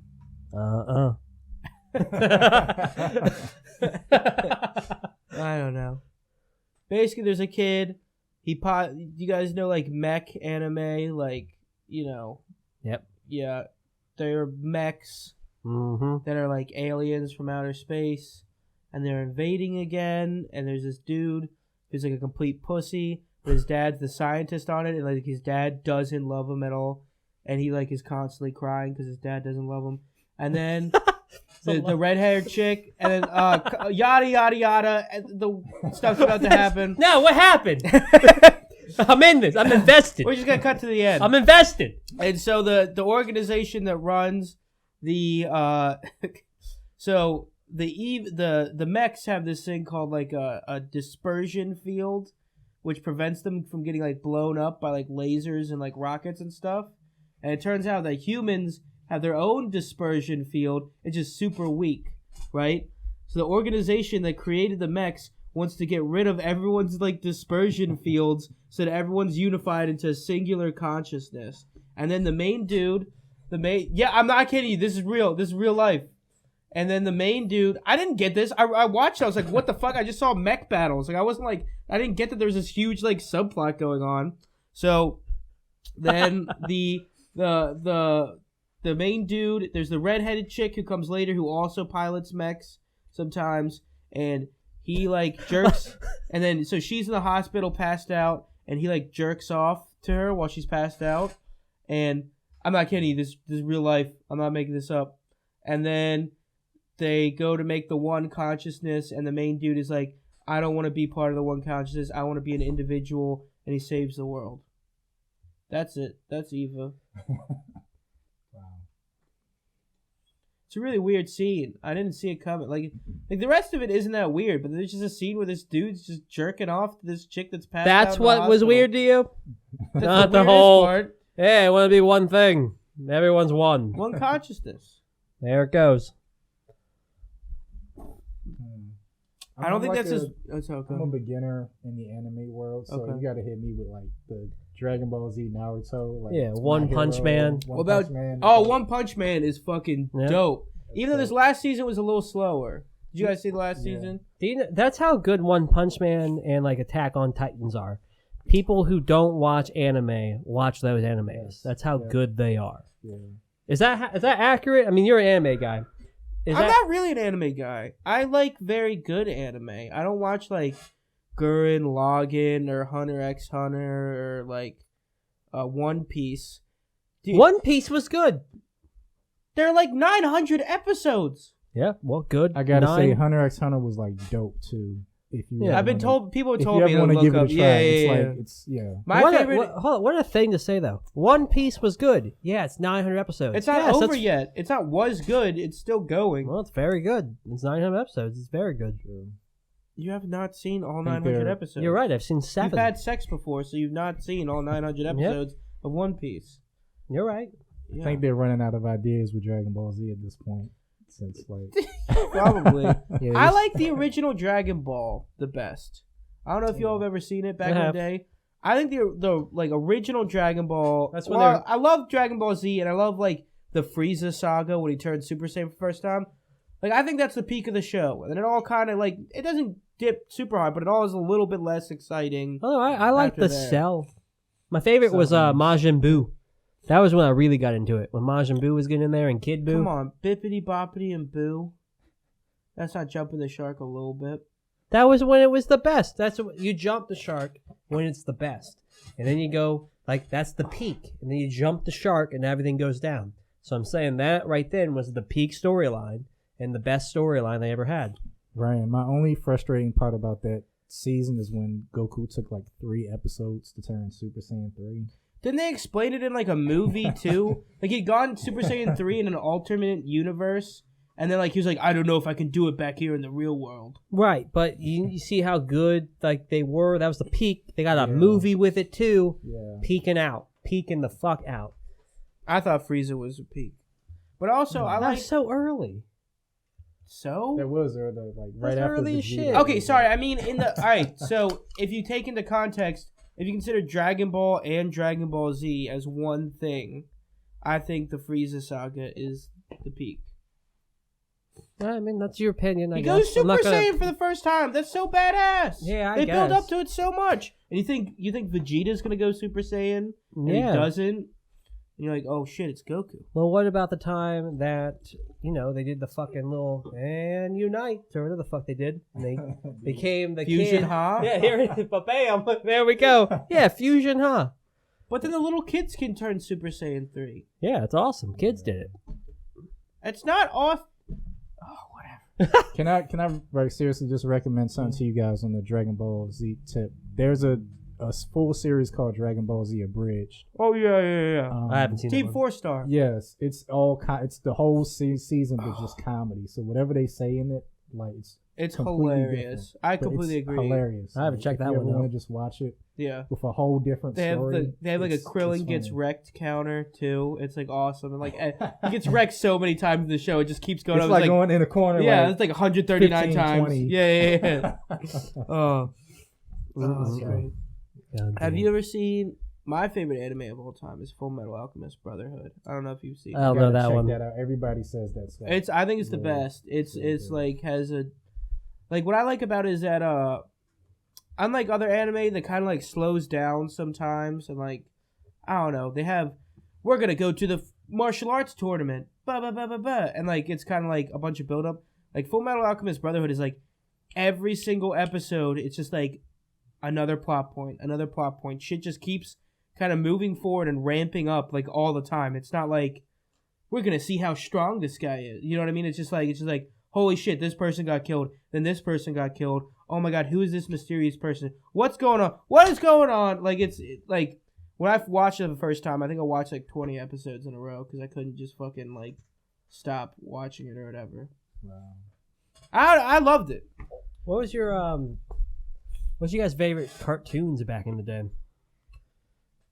You know what? This is gonna be like really. I really used to like Courage the Cowardly Dog. Boy, my man. Like, Yes. It was dark. It was dark. A Yep. dark cartoon, but Yeah. it was funny. Like so. Return the whatever the fuck I said back then. I don't know. What was Mario. Dude, Stupid that old dog. guy was sad. I love He just did not care at all. I love the dog's voice though. The voice actor for the dog is perfect. It's like this. Like I just imagine like a middle-aged like bald dude, just like Mario. Yeah, it was so good, man. There was one weird one when they had like some sort of fetus going on there, and they like zoomed in on it. That scared the shit out of me when I was like 11 years old. It was very scary and like disturbing imagery too. Yeah. I was a big fan of Ed and Eddie. Oh, yeah, that was yeah, funny. yeah. Oh god. All they want is gumballs. Yeah, dude, and they're Or unreasonably Jawbreakers. sized. Sorry, yeah, Jawbreakers. yeah. Unreasonably You know what sized. made me like feel awful? Like Yeah. the dude Johnny in that show. Cause Which he one was was like The Johnny? one with the plank. Yes. Yeah. Oh, Oh, He plank. was like the weirdest black dude I've seen. Here. I'm like, He wasn't this black. guy- This guy has a huge head. Wears flip flops. You think Johnny was black? Oh no, is it Wait, wasn't he? Nah. no. Johnny with the plank. the Yeah. 2x4. He was tan. Oh, What was oh, Johnny? yeah. He was. Was He's he not black? No, he wasn't black. What, you cutting me? No. You're blowing my mind right now, right? Nah, Johnny's not black. He was. Don't get me wrong. He's mentally ill, but he was like a tan white guy. He was homeless, so he sat outside all the time. So he got tan. Oh. That's not canon. What? That's Nick? not canon. Nick Cannon? What? It's not canon. It's not canon. Do you know? I Not don't know what canon. just happened. but- Whatever. I don't either. I didn't know he was. I thought he was. Gosh, guys, I didn't know I had to explain all of this. Okay, so there's speculation and theories about a TV show, but what is confirmed to be true about a TV show, either by series producers or pop arts, it's called the canon of the TV show. It comes from the old Catholic use of the word canon to mean the words in life of Jesus Christ. God damn it! No, I don't think they had a black character in that. Oh, man, I learned something. I apologize. Yeah, I do apologize. I kind of feel a lot better if that's the case. I feel a lot better because he was like really weird. I was like, this black guy's really weird, Right? No. He was just an incel before they knew it was a thing. I liked fucking what's the one where it was football head? Hey Arnold. Hey Arnold. Hey Arnold was a dope fucking show. Hey Arnold. I love that show. Hey Arnold fucked me up one time because he had there's a quote. This might sound stupid, but this hit me hard as a kid. He had this quote, and he goes, it doesn't hurt me when you like someone and then they don't really like you back. But it's really hurtful when you like someone and they only like you back. It's true. That's true. Hit me in my feelings when I was 12. That's very true. That was deep, man. Because he was always going for that little red-headed curly girl with the pigtails. Yeah. And she just friend-zoned the shit out of him. No, they hooked up, I thought. Did they? At least once, right? Were you a big Hey Arnold guy? I wasn't as much, but I know there's like a huge following with Hey Arnold. Like, oh yeah. Even I remember they were trying to get support for a movie. I think they got one. They got one. I think they got one. I think they yeah. did it, but no, Hey Arnold's a big deal. I definitely heard a lot about. You guys, what was that thing back in the day? Like My Cousin Skeeter. Remember that with the puppet? There's a black puppet. I was never into puppets. I'm sorry for assuming you know what this is. No, are you talking about Nick at Night? Yeah. Wait, I think I do remember this. Familiar. And they lived in like a hotel or something? They worked in a hotel? No, they lived in like a condo, and they had a black puppet. I do remember that, but it was a bunch of live action people. Yeah. And then a puppet. Yeah. I do remember this. Like, you're jogging some weird part of my memory. Yeah, it was like My Cousin Skeeter or some shit. And it was honestly probably one of the best shows of all time. It was pretty fucking funny. Yeah. I don't remember none of it, but I remember being like super enjoyed by it. And then that's when Raven Simone came up with That's So Raven, and I gave up on it. That's so Raven. It's future I can see. That's so Raven. It can be what I want it to be. That's not the lyrics. I was really hoping you would know. I think the second one is It's the Future I Can See. But I fucked it's it so up. mysterious to me. That's it. That's so Raven. I don't know anything after that. And they had the hippie chick. A really twisted cartoon, which you might be messed up if you watch, is Ren and Snippy. That's a good one. That's a great one. I'm not a big Ren and Stimpy fan. Everyone loves Ren and Stimpy. It's super twisted. Oh God. That's a crazy one. All those ones back then. Remember Cow and Chicken? I like Cow and Chicken. Cow and Chicken. Cow and fucking Chicken, man. I'm a headed cow. Baby headed cow. They didn't ask how. They didn't know how. Like, dude, that was a dope. And then, dude, there's all the ones. There's that. Then there was the baboon and what was it? Baboon. Weasel and baboon and weasel. I don't know that one. That was like a part of it. Yeah, they're like in the same universe or whatever. Dude, or something. I don't know how they made Satan gay in that cartoon, but they pulled it off. They did. You're right.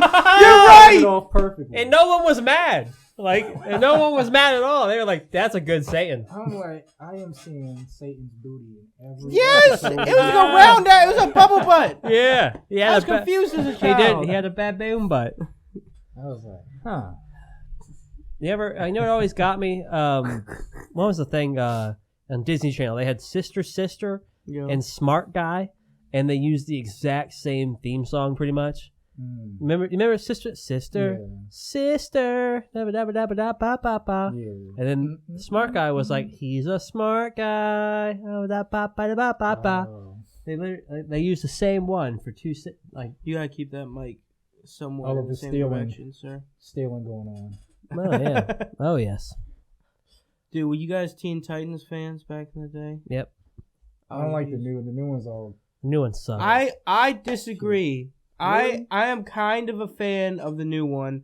I watched an episode where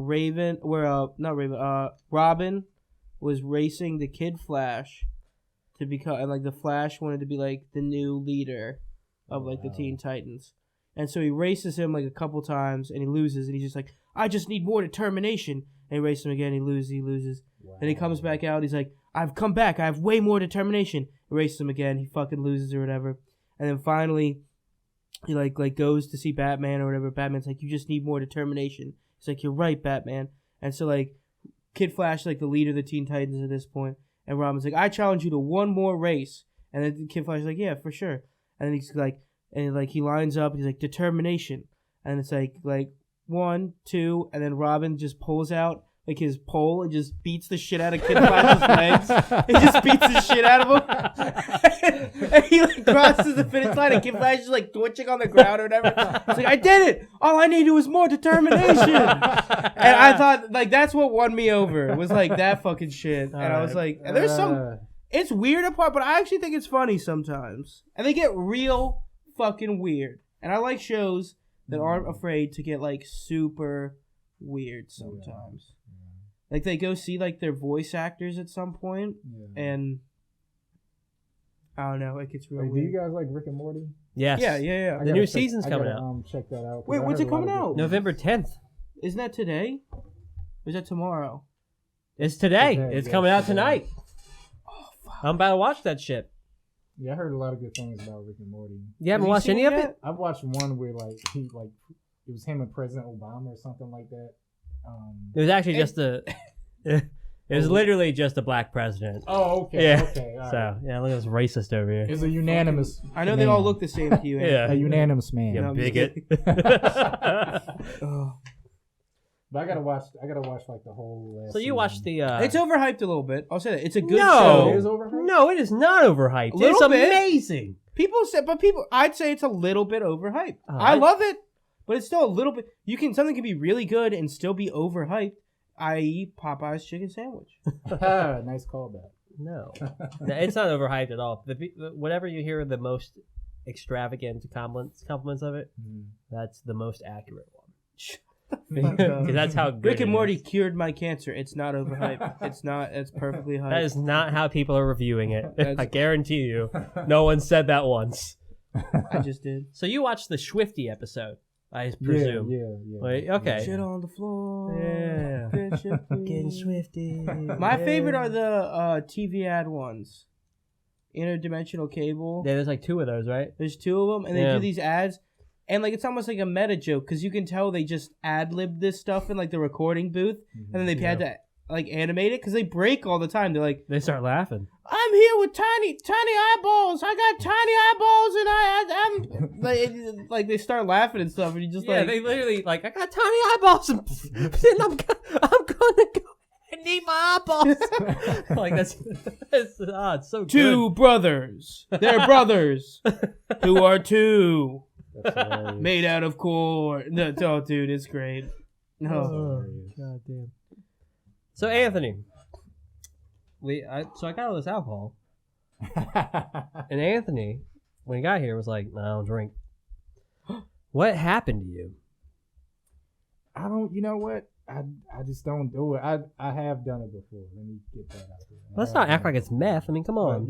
I did it once. I'm clean now. Yeah. But no, I've done it before. I mean, it just wasn't for me. I think one time me and my wife went on like a wine tasting thing. Wait. You're married? Yeah. Yes. We'll get to that. Continue with your.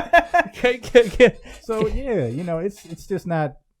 It's not really my thing, and then I feel guilty about it because I write all these jokes and I can't even blame it on alcohol. It's just like sober thoughts in my own head like, that I can't blame on any influence. So it's like, but I don't really drink that much. So. I feel you.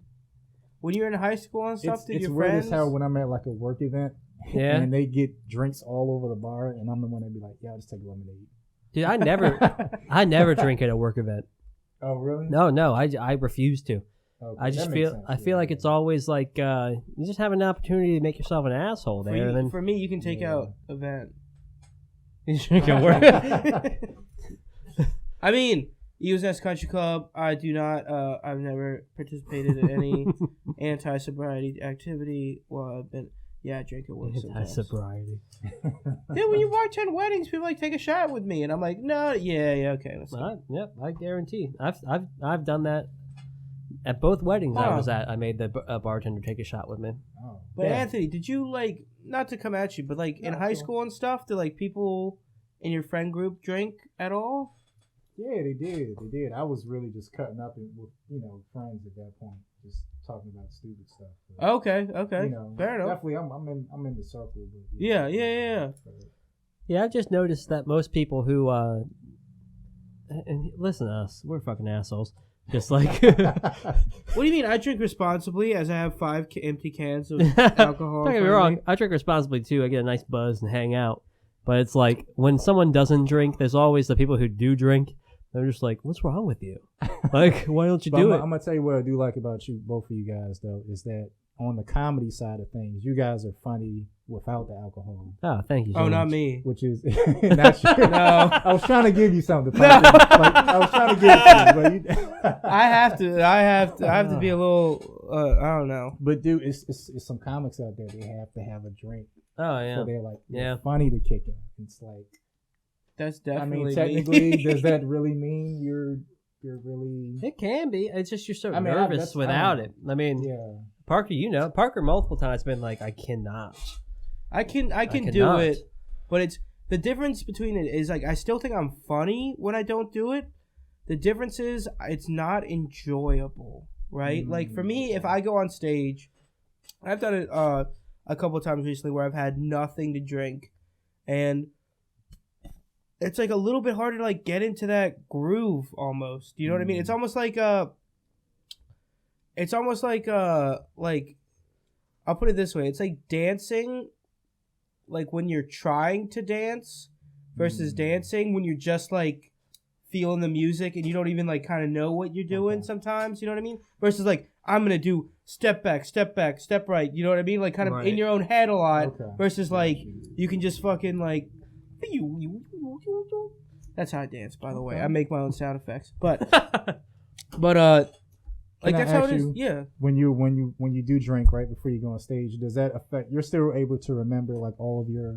I remember better, Sometimes weirdly better, enough. yeah. Yeah. Oh, Really? better. Get out of here. Yeah. Because when you're nervous, your like brain is like there's an adrenaline dump, and then you kind of have like whereas when I like I don't know when I've had like I don't need to drink like a ton, but like two beers is a big difference than like stone cold. So my old joke is like doing stand-up comedy without drinking is like, you know, like dancing without drinking or driving without drinking. It's just not fun. It's just not fun. You know what I mean? And it's like, I don't know, for me, and like, that's the thing is like, kind of practice how you play. You know what I mean? Like, I'm used to doing it a little bit buzzed. So, What's like your if I have the big show, like, I better, like, I'm not going to go and change.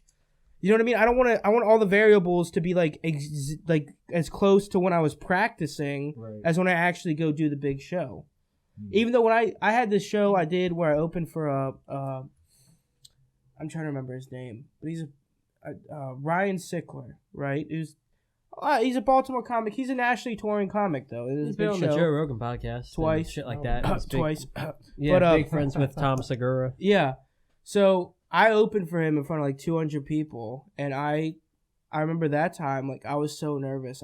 I had like 7 drinks, and I didn't feel the alcohol at all because it was all just straight like adrenaline, like straight to my fucking dome. You know what I mean? Because like, and like I don't know. I think I still had a really good set, but like I think if I hadn't done that, like the adrenaline would have almost like taken over me. Yeah. You know what I mean? Like, and the nervousness would have taken over me instead of like a little bit. But I feel you there. I prefer because my thing is like if I'm going to do a show, I enjoy to have about half an hour before I take 2 shots and drink a beer, and probably like a stronger beer, and then when I go up there, I take a beer, and then sip on that throughout the thing. And if I'm doing like a 20-minute set or something, that'll last me the whole set. And that's like my peak of looseness. Got it. when I'm talking up there. And then for some reason because you're not stressing about like, oh, what do these people care about me? Right. Like this, I don't care what the audience thinks of me at that point. And then I'm able to remember my shit better because I'm not thinking about how they're reacting. I'm just doing my shit. Yeah. Right. Don't get me wrong, you still think about it, but if you get a chuckle, if I'm sober and I get a chuckle, I go, oh fuck, that bombed. But if I'm got a couple drinks in me, okay, and it's setting up the next thing. Yeah, I just you're going on to the next thing, and you go, yeah, fuck them. You know what I mean? In my head, I'm able to go, fuck you people. I know that was funny. I'm gonna go further and just be me. That's a good point. Because when you are sober and you don't get the laugh you want, it does like hit more. Yeah. Yeah, it definitely does. I think we just convinced Anthony to start drinking again. I think that's what we just did.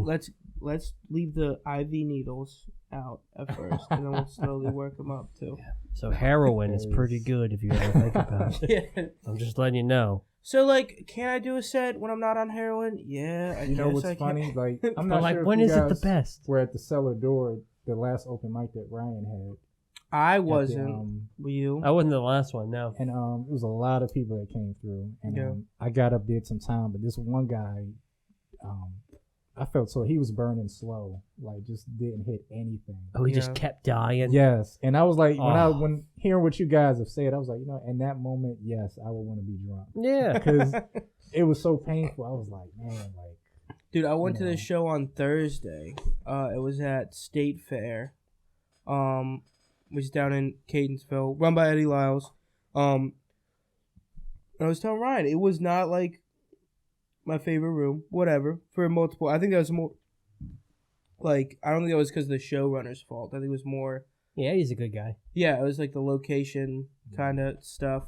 But this dude that went up in front of me, like Connor Madison was hosting, and Connor Madison's like decent, like he's a good comic. Connor Madison's a bitch. I hope he watches this. And he had some momentum going, and then this one dude, like you could tell it was like his like third time doing comedy, middle-aged dude, and he does this set about how like, fuck it, not to shit on the guy if he's doing new comedy, but he starts out, he's like, this book has all the jokes I've been writing for 7 years, and I'm like, okay, they better be fucking good then, like you idiot, like why would you say that? They just weren't good. Oh, and then he goes, Ferris wheels. He like drops the mic and like walks off stage, and then he like comes back and he's like, and he does this whole set about how like he is like in like a country club, and like his country club has a gang that are called the 9 Irons, and like no one is left, and I like that shit. I'm just like, I don't know, like it just killed all the momentum, and I'm like, thank God I'm drunk right now.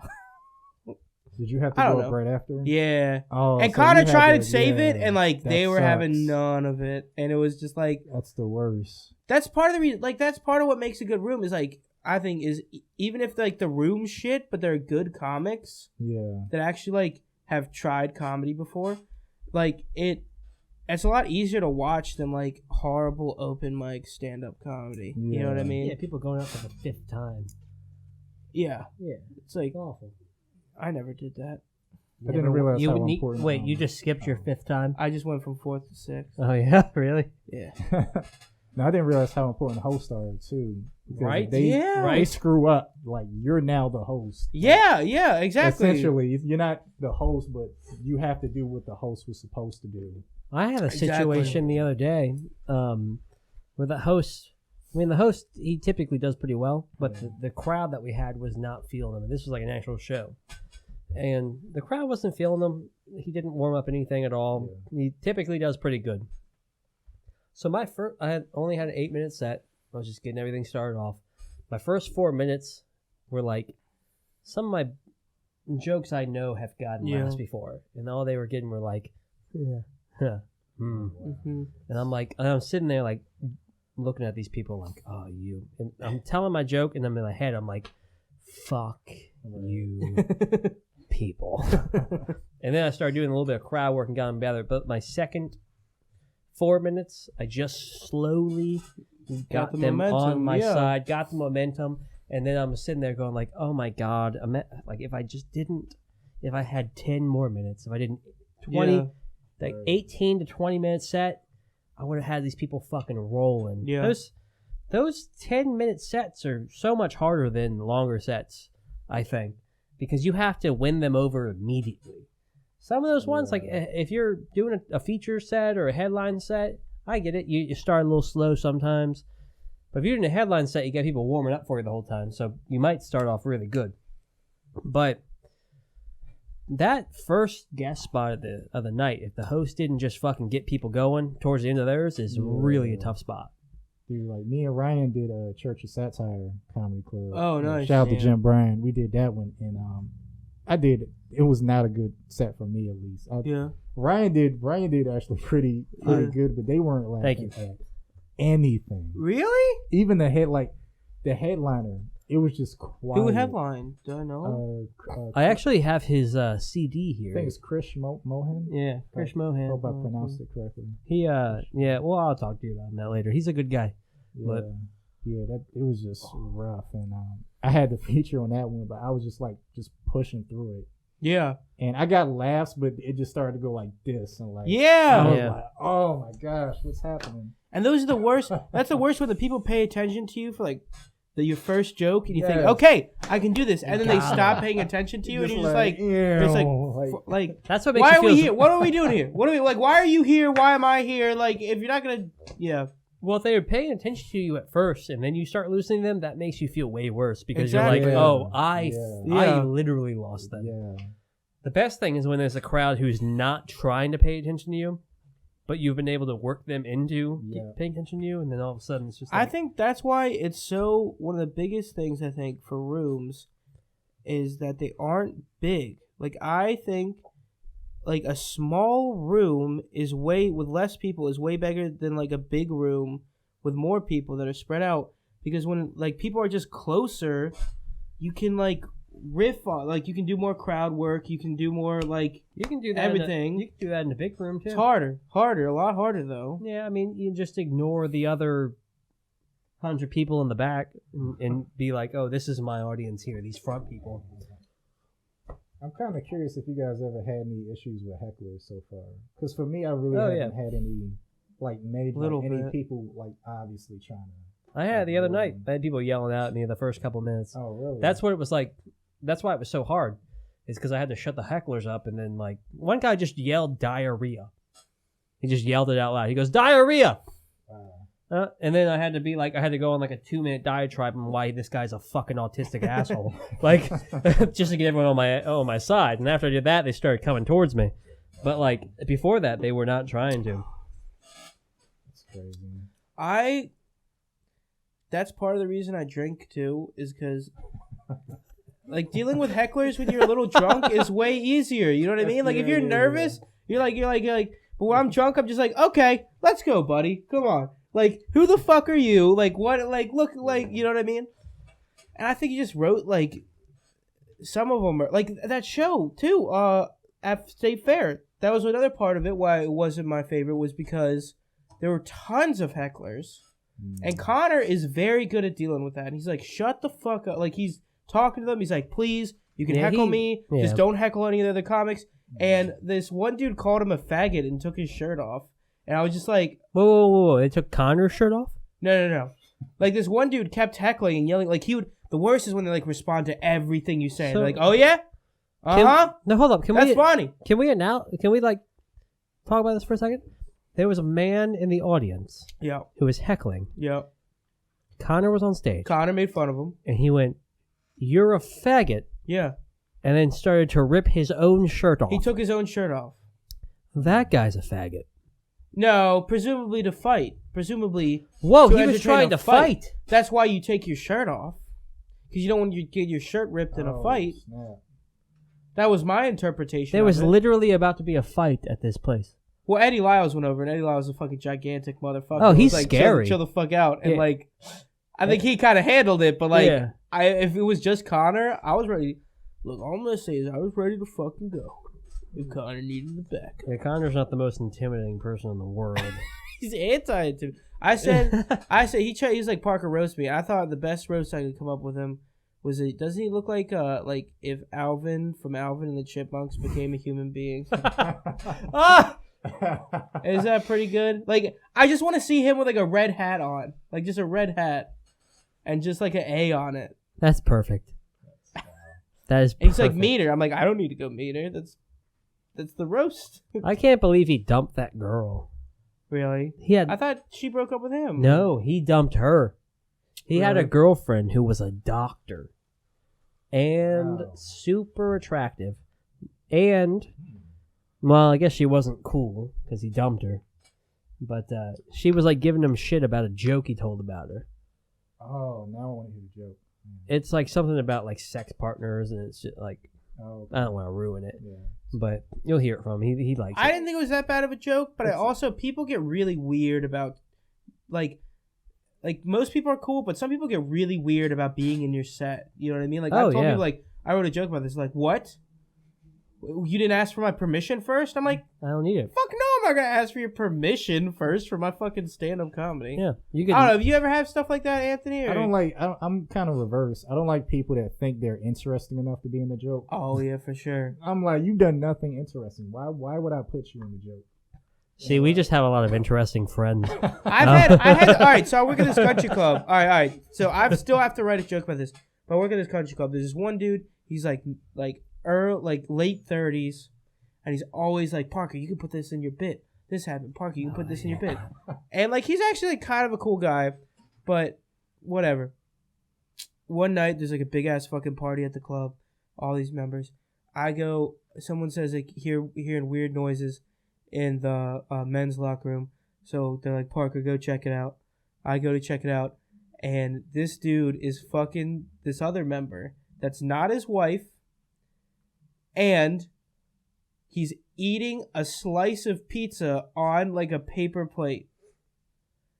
And the interesting thing is, we don't have pizza at my country club. So this motherfucker had to like either order pizza or like have a slice of old pizza in his car that he microwaved, and he's eating it while he's fucking this chick. And I'm like, that's going in my stand-up comedy routine somehow. I don't know how I'm gonna fit it in, but like, that's what I want. Like, I don't want you fucking like, my wife's on vacation, so I'm on vacation. Ha ha ha ha. Like, no, like, fuck off with that shit. It's weird. It's like people think the smallest unusual thing is like comedy gold, and like for comedians, it's like, yeah. It's like your life is not interesting, sir. Yeah, it's like, basically. It's like, oh, I did this thing the other day you should talk about. It's like, no, you're actually a very boring human being. And I wish you would I wish you would stop talking to me in general, because I'm not your friend. And we just work together. There's one dude at my club yesterday. He's a gigantic douchebag. I hate him. But is this the sleeveless jacket guy? No. This is a member. Oh, that sounds. And he's telling me. You're right. You're right. Sleeveless leather jacket. Yeah, it's even worse. Leather jacket. That's even worse. But so he's telling me this story about how he went to New York, and he talks for 15 minutes about how he's like, they just smoke weed in New York.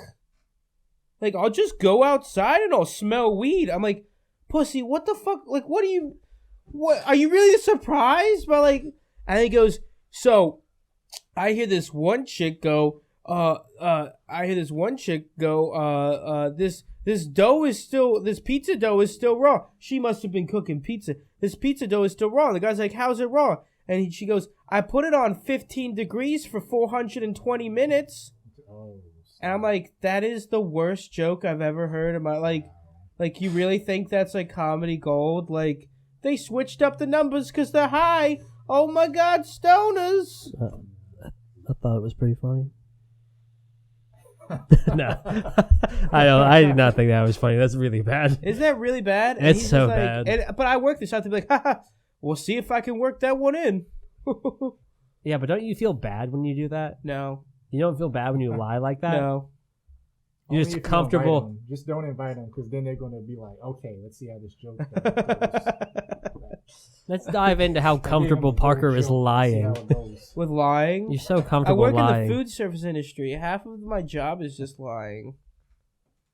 Do you do like catering? What do you do specifically? I'm a bartender at a country club. In a bar. Okay. So yeah. So you talk all types of people.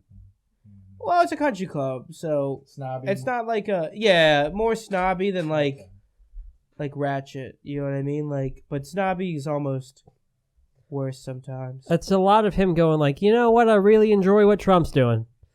Dude, when they start talking politics, dude, it's the worst. Like, because you have these people that you really like you actually like them, and you're like, holy shit, these are like, not that most of the people are assholes at the club, but there is a significant portion of assholes. But you have some people that are like, holy shit, these people are real down to earth people. They treat me like a human being, and then you just hear them like, what's wrong with putting a couple kids in cages? Like, what were they complaining about? You're just like, God damn it.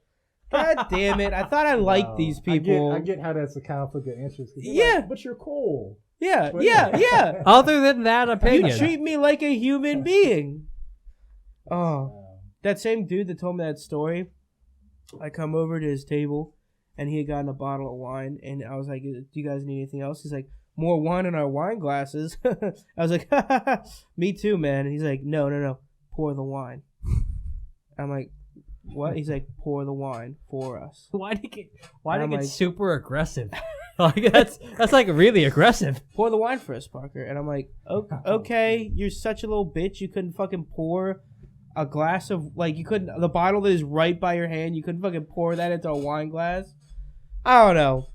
My work stresses me out sometimes, which is how much of, like, it's not that people are mean, it's just they're such little bitches about things. You know what I mean? Like, that's how it is when you're any sort of service industry.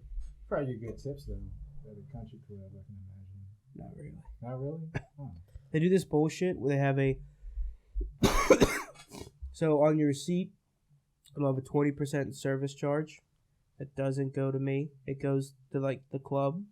Oh. And they'll have an optional tip. It doesn't say tip. It says optional so wait, tip. Your thing does like a gratuity thing? It doesn't say gratuity because that's illegal. You can't say gratuity and then it not go to the people. You have to say service charge. Like, it's in the laws in Maryland. Why don't they just make it an extra $20 for all the stuff they have? Why don't they just charge appropriately for what they're... Because people will buy more if they think it costs less money. But that fucks you guys over. Yeah. Wow. It seems like a terrible place to work. It's alright. It's not bad. I don't know about that. That seems like you're getting tipped $20 less. Because I'd be so pissed. I get mad when they add extra gratuity. Because it's like, I'm gonna tip.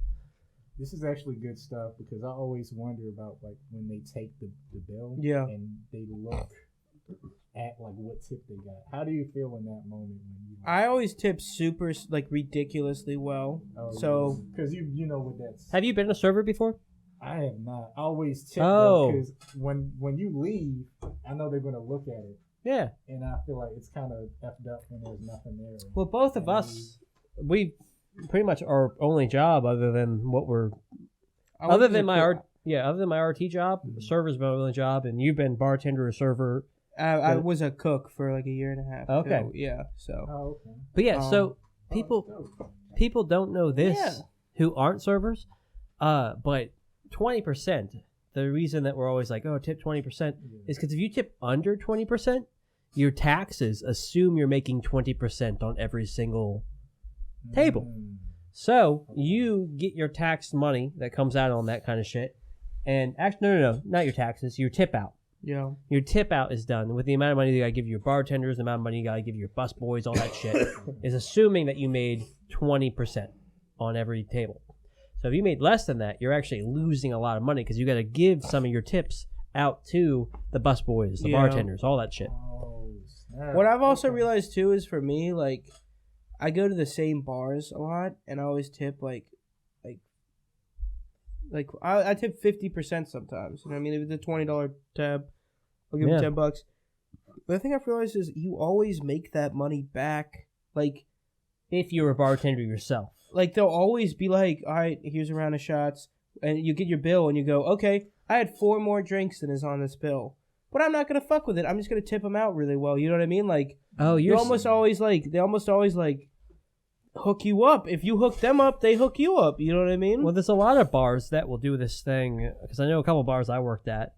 They allow their bartender to have anywhere from 8 to 10 drinks to give away for free that night. It's called a spill tab, I It's called a spill tab. That's what I heard. But they just know the bar's just like, we're going to lose that money on those drinks. Go ahead and give it. But that helps those bartenders get extra tips because it's just like, I gave that away for free. Gotcha. And a lot of people don't realize that that bartender is allowed to give that away for free. You know what I mean? Okay. So like, it really makes it look like that's a cool ass bartender going like, I'm gonna go against this fucking bar and give you because I like you so much. Yeah. But really, you still getting free drinks. Who gives a fuck? True. And that's my like I've always thought like, you know, every time I've worked and it's been someone in the service industry, they always tip really well. So you know, we look out for each other. You know what I mean? If I'm at your bar, I'm going to tip you out well. If you come to Eagles Nest Country Club, you better fucking tip me out well, or I'm going to, you know, lose my shit. Do you try to flirt with some of maybe the female guests there to get more? Only the old ones. Tips? Only the old ones? Yeah, trust me. You flirt with an old woman, you're going to get tipped out. Yeah. How old are we talking? Like 60. I go even older, 70. Really? Wow. Yeah, you just put a hand on their arm. You go, "You ladies doing okay?" And they go, "Oh yeah, Parker, we're doing fine. I love that new shirt." And I'm like, "Oh, thank you. I love your old shirts too. What do I smell? Is that Coco Chanel? Is that what I smell?" And they smell like shit because like they always shit in public.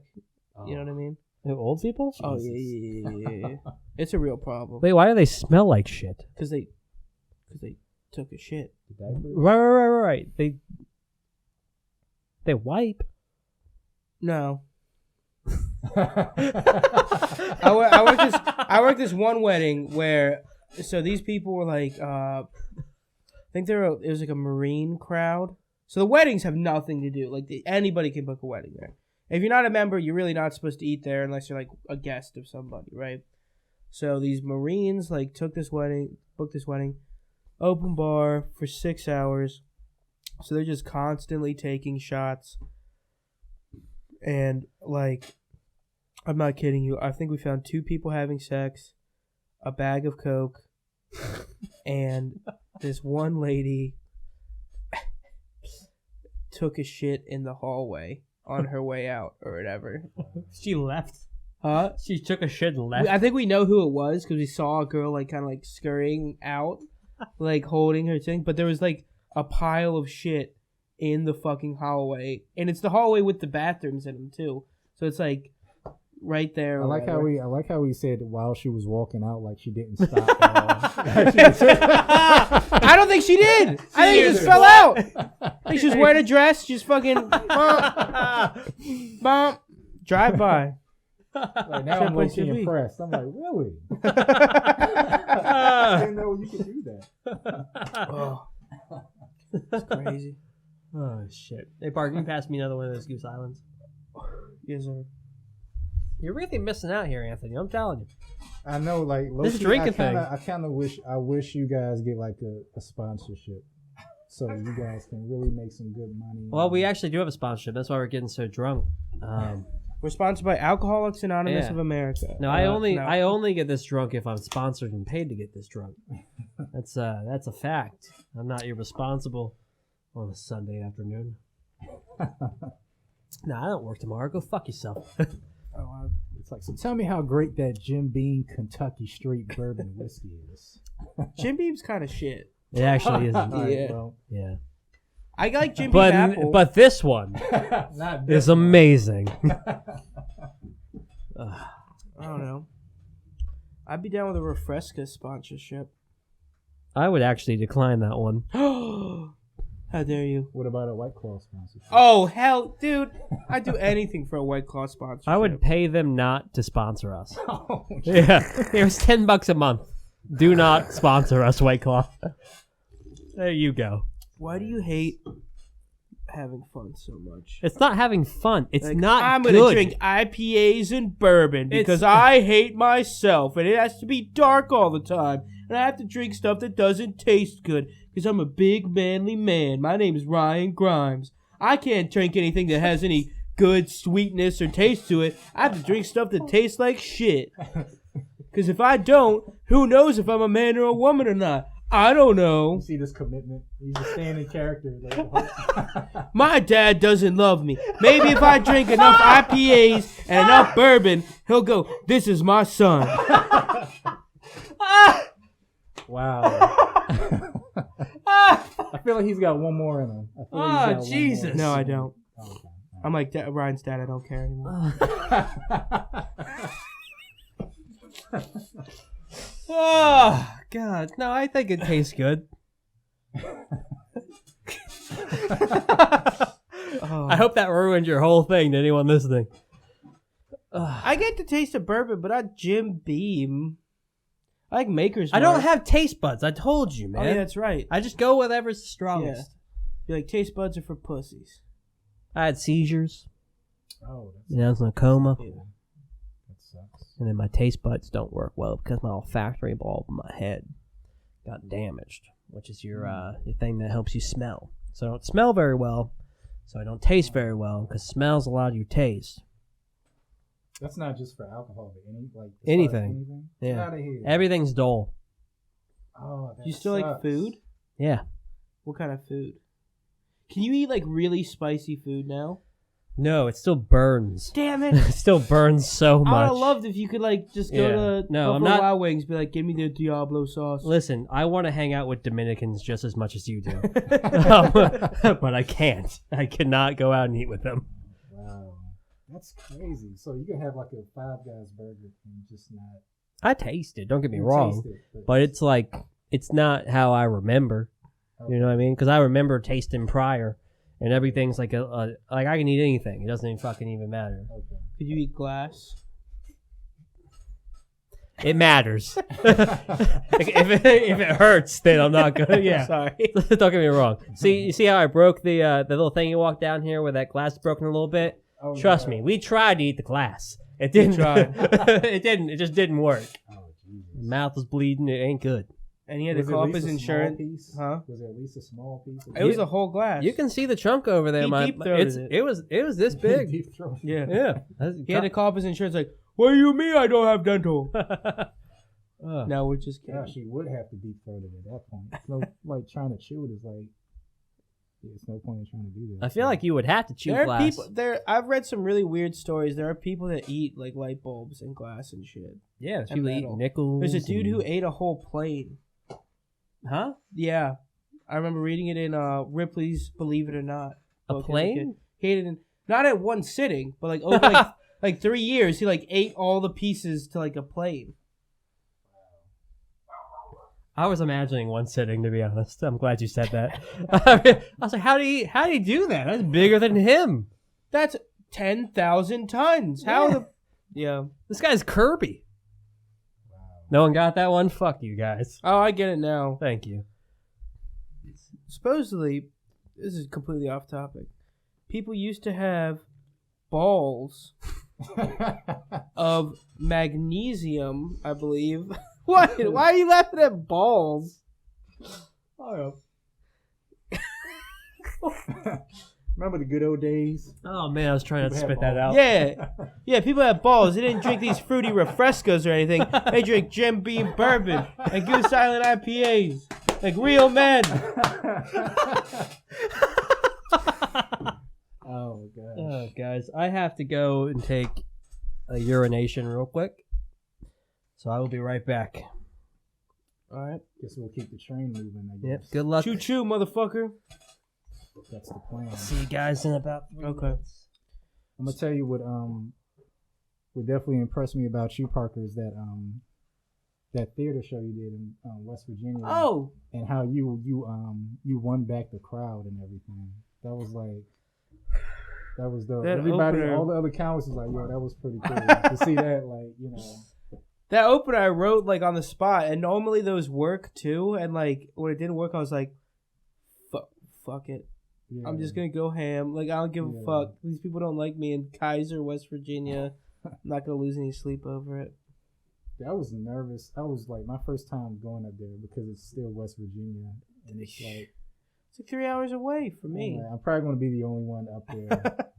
Like even on the lineup, I'm the only like black guy on there. So it's like We saw one last time when we saw one black person, Oh, you did? and they were like working. I Oh, was like, God damn it, Kaiser, West Virginia, why are you so backwards? But it's pretty cool. They were like, yeah, don't do any. I think Tate was like, don't do any Trump jokes. oh really? They had like weird rules. They're like, you can't like. They're like, don't cuss too much. And I'm like, my whole set is about drugs and like. Fucking It's all profanity. yeah, that's all it is. Like, What do you mean don't cuss too much? Anthony, what I like about you, like, I think we're kind of similar in the way that like we both like jokes. You know what I mean? Like, there are a lot of comics, especially coming out now, that don't write like jokes. You know what I mean? They write like funny stories or like rants. Yeah. And I think we both appreciate a good, like, setup and fucking punchline. Definitely. And, like, you know, I don't know. No, I really like your shit. I agree. I appreciate it, dude. That's a good point. Like, I got some friends that write long. Yeah. But the only thing is, like, they have to go back and put, like, punchlines. Yeah. Because it's just a long story. Exactly. Yeah, yeah, yeah. Be like, hey, what do you think of this? And I'm like, well, you got to put some more...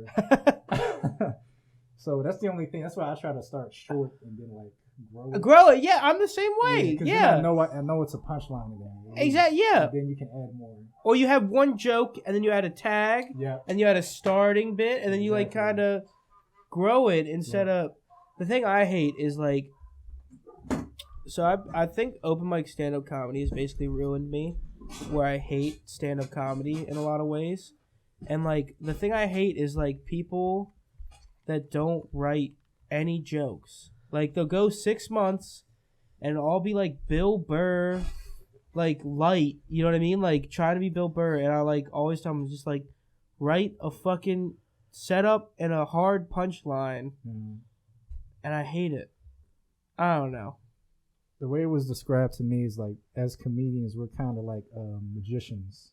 In a way. So basically, before you say your first joke, the audience is already trying to figure out where you're going. Where you going, yeah. Because if they figure it out, they're not going to laugh. Exactly. So as a comedian, you have to like switch it on them on purpose. Yes. Like misdirect them. Because they're trying to figure it out. Yeah. And if they figure it out, then it's going to be like, they're not going to laugh. So that's how I think about it. I agree completely. Like, that's how I try and think. I try and think the audience thinks I'm going this way, and then...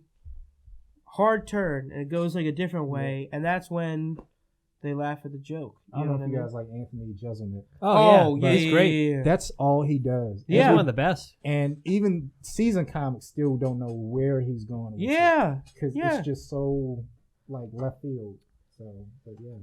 What I hate about Jeselnik now, but I kind of love it, is he's starting to become like a roast comic almost. Like, he was on those Comedy Central roasts a lot. Yeah. You think so? I mean, I only saw him on a couple of them. He seems like he's great at them though. Yeah, but I haven't seen him on a ton. I don't think he's becoming like wrong. I don't think he's becoming a specific joke comic. I think he's got his own niche where he's just going to say like super hurtful things all over the place and people understand that it's a joke. Yeah. Because I don't think he's fallen into that whatsoever, to be honest. Did you guys see his last special? No, I haven't. I actually try not to watch comedy. Oh, okay. Because I feel like people say the same thing. I feel like I tried to be like, oh man, that was good the way he did it, and I try. I feel like I'm not even purposefully, but I end up mimicking it.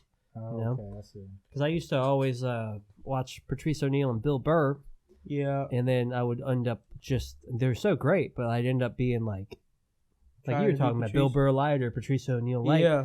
And I'm trying to just be who I am outside of comedy on stage. You know what I mean? I'm trying to bring myself into it. And if I watch other people, I bring them into it. That's a good. Patrice is like my top comedian. Oh, he's so good. He's ridiculous. The only thing sometimes you'll learn performance techniques from certain people if you watch them. Like, I can never rant like Bill Burr. I wish I could rant like that. I don't think anyone can rant like Bill Burr. But I can't do it. That's why he's Bill Burr. Yeah.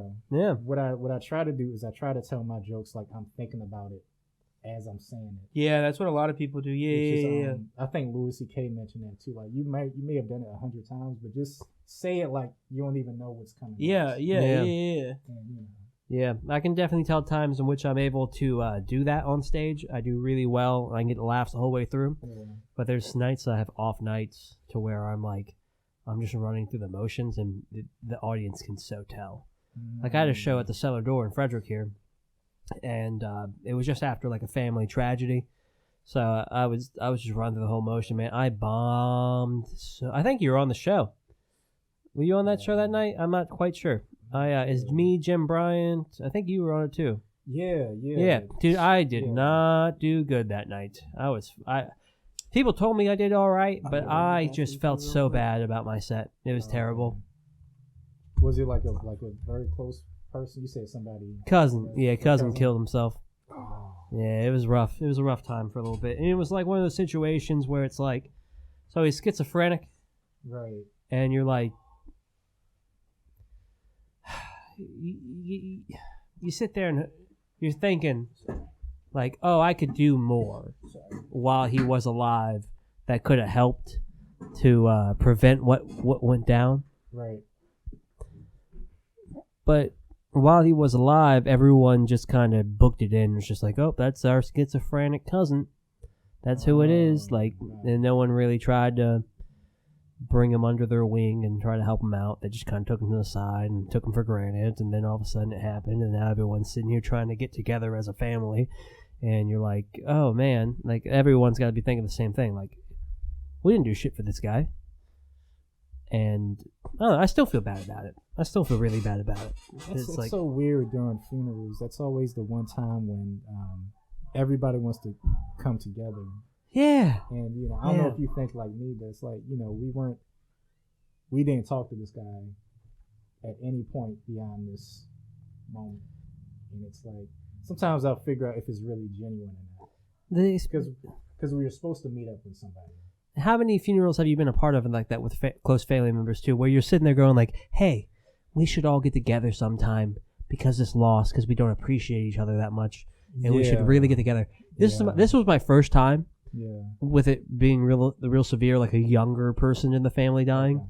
And it's been a couple months now, and I haven't hung out with nobody. Yeah. You're right. No, it's one of those things where we kind of just go through the motions, and we don't really... Yeah. I don't know if anybody really thinks about that. Like, yo, we should hang out to get to know each other more. Yeah. But, you know, everybody does it. We just kind of wait till... something bad happens. Yeah. And then you sit there and pretend. You show up and then you pretend.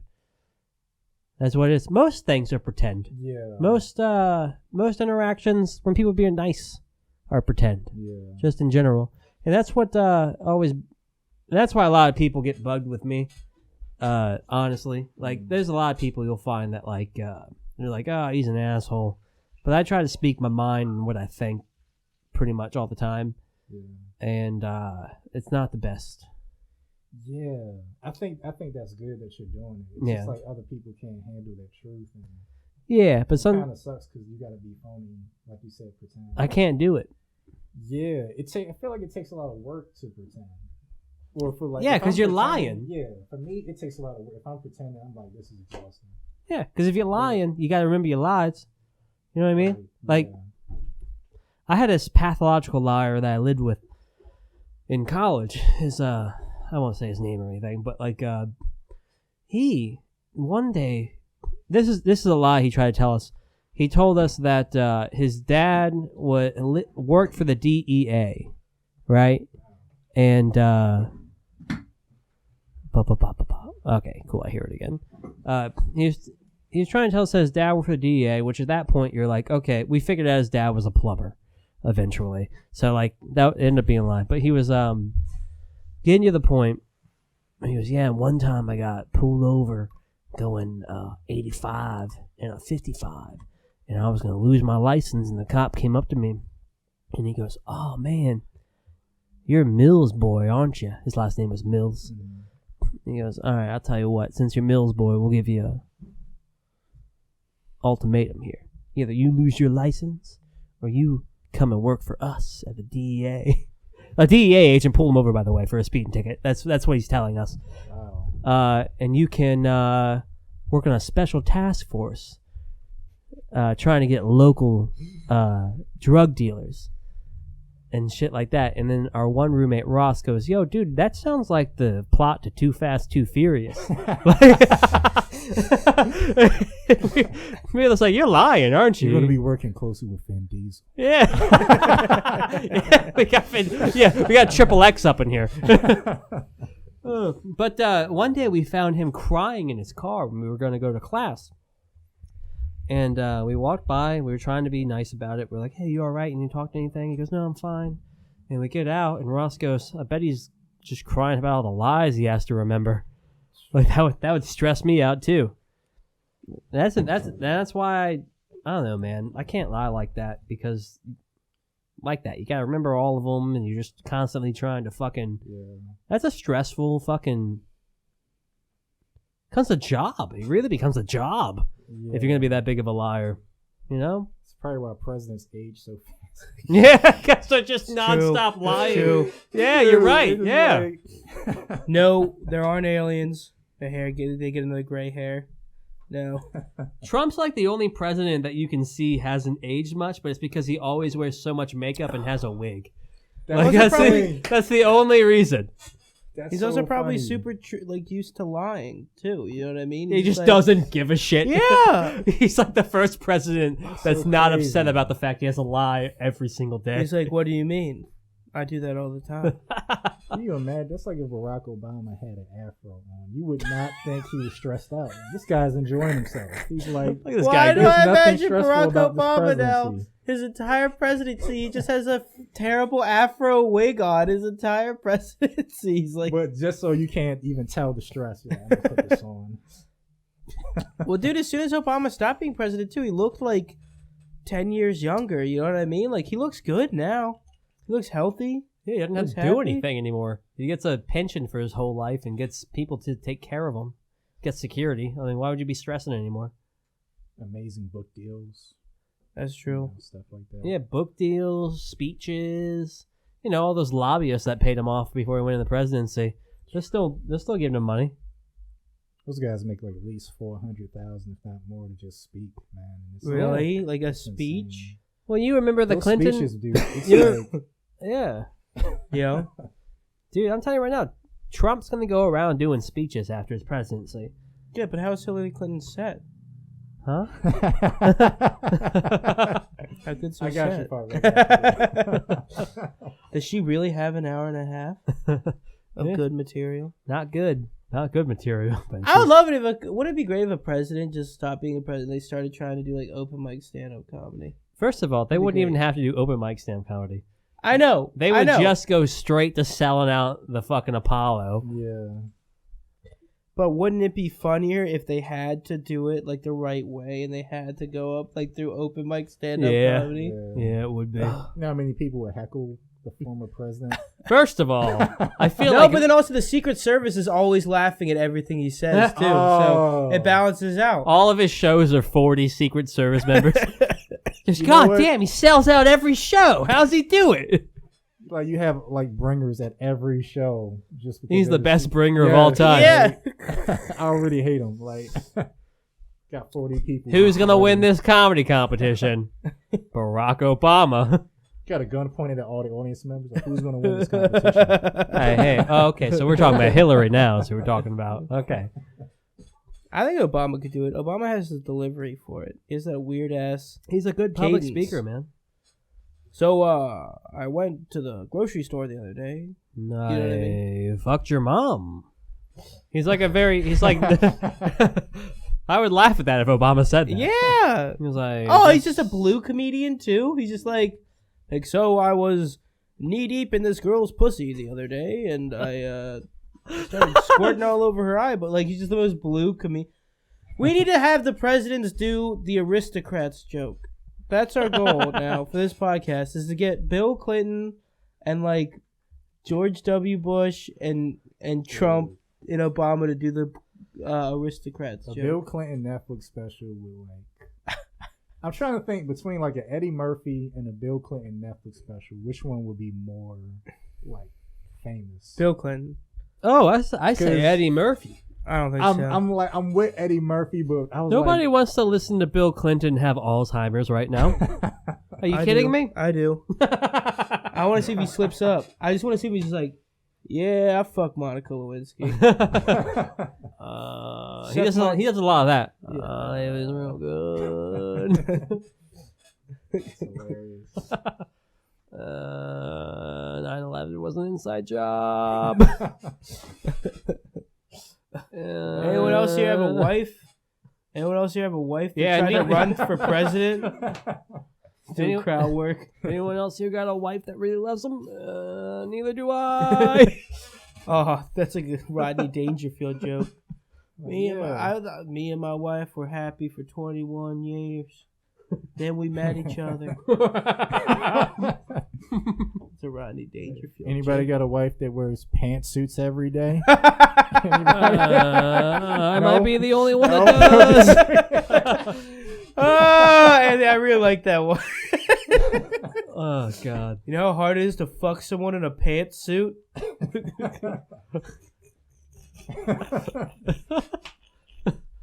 Oh shit! You know what? I bet if you get Hillary Clinton naked, she has pantsuit lingerie too. It's custom made by Victoria's Secret. Hilarious. What if the pantsuit is actually her skin? Oh, That's just her naked all the time. Man. It's gross. I do love how she dresses like Kim Jong Un. She does. Like She does. Like that's how Dude. she. That's how she That's dresses. too mean. Let's be honest. She does just like fucking Kim. Or you know what it actually Way is? too Kim accurate, Jong Ryan. Kim Jong Way too accurate. Kim Jong Un dresses like Hillary Clinton. Oh Let's be honest here. Let's be real. She was here first. Wow. She was here first. I do love how people like the more progressive left group. They'll be like, we need to run a super far left candidate, or else we'll never win the presidency because we ran a middle of the road candidate with Hillary Clinton and she lost. It's like, yeah, but everyone thought Hillary Clinton murdered people. Like they literally thought she was the worst person in the world, and that's the only reason Trump won. I feel like if they run a middle of the road candidate this time, they'll beat Trump. I think Bernie, we gotta go with Bernie. Fuck everyone else. I don't think Bernie will win, man. I really don't. I don't think he gets enough of those centrist Democrats. He can get out the hospital, man. Yeah, he did have a Jesus. fucking problem, didn't he? Yeah. He had a little bit of a problem. So did Hillary. He had like a mini heart attack, I heard. He's still in it, right? Because I know a couple people dropped He's off. he's the front runner behind Biden, I think, or maybe Elizabeth Warren is. Hey, if Tulsi Gabbard wasn't getting fucked over right now, Shut the fuck up. she should be winning. You see her on the Joe Rogan Experience one time, and you're like, I support Tulsi Gabbard. She was in the military. That means she must make a good president. Nah, she's hot. Yeah, that's what it is. No, she's cool. Anyone that's anti-war, I'm with. I'm with that. And I agree. And she's not as far left as Bernie is, so I enjoy it. Yeah, Bernie's getting pretty far left now. Yeah. He's like even gone beyond last election. Yeah, because he's a fucking communist. He's a socialist, not a communist. He's a commie. Can I tell you one of my best parts about that whole debate? Yeah. Is when Beto O'Rourke started talking in Spanish. Yeah. And if you look at I forgot what's the guy from what's that guy's face? Pete Buttigieg? Nah, bald head guy. light-skinned bald head guy. Booker. Yeah. Dude, if you watch Booker's face, he's like, crap, I don't know any Spanish, right? And then they went to him like, Booker, what do you have to say? And he's like, Pablo necesito. And it's just like, he's winging it in his head. Oye, como va? And it's the funniest thing I've ever seen. Why did he feel like he had to speak Spanish, though? Because it was like not Beto, but the Booker. Yeah, it was like two other people doing it. And I think he just wanted to jump on the trend. Yeah. Show that he's like diverse. Is that gonna win? Is that gonna like win you the election though? That's what I don't understand. Like, why do they think that's? You realize like the dumbest shit wins people elections. People don't care about policy. Oh no, not at all. It's like, you coughed weird. You're out. Goodbye. The funny thing is, like, policy wise, all you have to do, like, this is literally what most people in America want. It's like, okay, end all the wars, pay for about half of the social programs that everyone's demanding, and then take like a couple of that, like 20% of the budget, and pay off the debt a little bit. That's like what most America would be like, yeah, that sounds reasonable. But, that just, I don't know why that's never what ever comes up. Because you always have people on the extremes. No one wants to pay off the debt. What is it, like something trillion? Something trillion. 23 trillion. It goes up like $1 million every like 30 seconds too. It's ridiculous. It's stupid. We're spending so much fucking money. I want to say like Austin Powers, like trillion. $1 trillion. Yeah. We're never bullshit, gonna pay off the man. It's way too much. It. I mean, will we honestly be able to get out of that rut? I mean, honestly, we could. Should we even bother? Like, we could. The old saying is that it's good to go into debt if what you're going into debt for makes you more money than the debt, right? Like, but we don't do that. You had a lemonade stand, and you could buy a lemon juicer, and it would make you $500 a year, and it costs you $400 a year. It's good to go into debt to make more money than you spent on the debt. But also, $23 trillion, like, there's no way. It's like $19,000 a person or something. You could pay it off. You could pay it off. All you gotta do. I watched this video the other day. Is you gotta reduce the whole budget by 2% for the next 8 years, 2% every year. What? And also, you can cut the military budget by fucking 50% today, and have that 8% for a while. You know what I mean? And within like 10 years, you could get the debt paid off from the guy the math the guy There's did. no way you can pay off the debt in 10 years. There's no fucking way. Within 15 years. I don't know what the fuck he said, but it was a reasonable time span. We're gonna die to global warming by then, so I know it gives a fuck. I don't care about global warming. You should. Do you care? What do you do? So basically, what was it? I'm sorry. What do you do about global warming? You help? You helping? You fighting it? It's weird for me because I feel like I don't tanning isn't necessarily like an evil thing in my case, but it's gonna be bad for everybody or something. But wait, what did you say? It wasn't necessarily evil? Well, like tanning because I'm black guy. When you tan, it's not like because black people have melanin in their system, and it's like it's. Oh, we're aware. We got it. We absorb that. Parker was like, "What are you talking about?" Oh, melanin is this thing. You think that's Parker? Melanin is. You think I just love that Anthony thinks like white people like we're gonna get sunburned. We have to do something about this right now. We're gonna get sunburned. We're gonna need that SPF 50. You're only supposed to use 40, but we're going to need the SPF 50, and it's going to be a whole big thing. That's a whole $10 more. That's a whole $10 more. That's a whole $10 more. We're donating SPF. I was being stupid. But no, I mean, like, really, like, what do they say? What do they say is going to happen?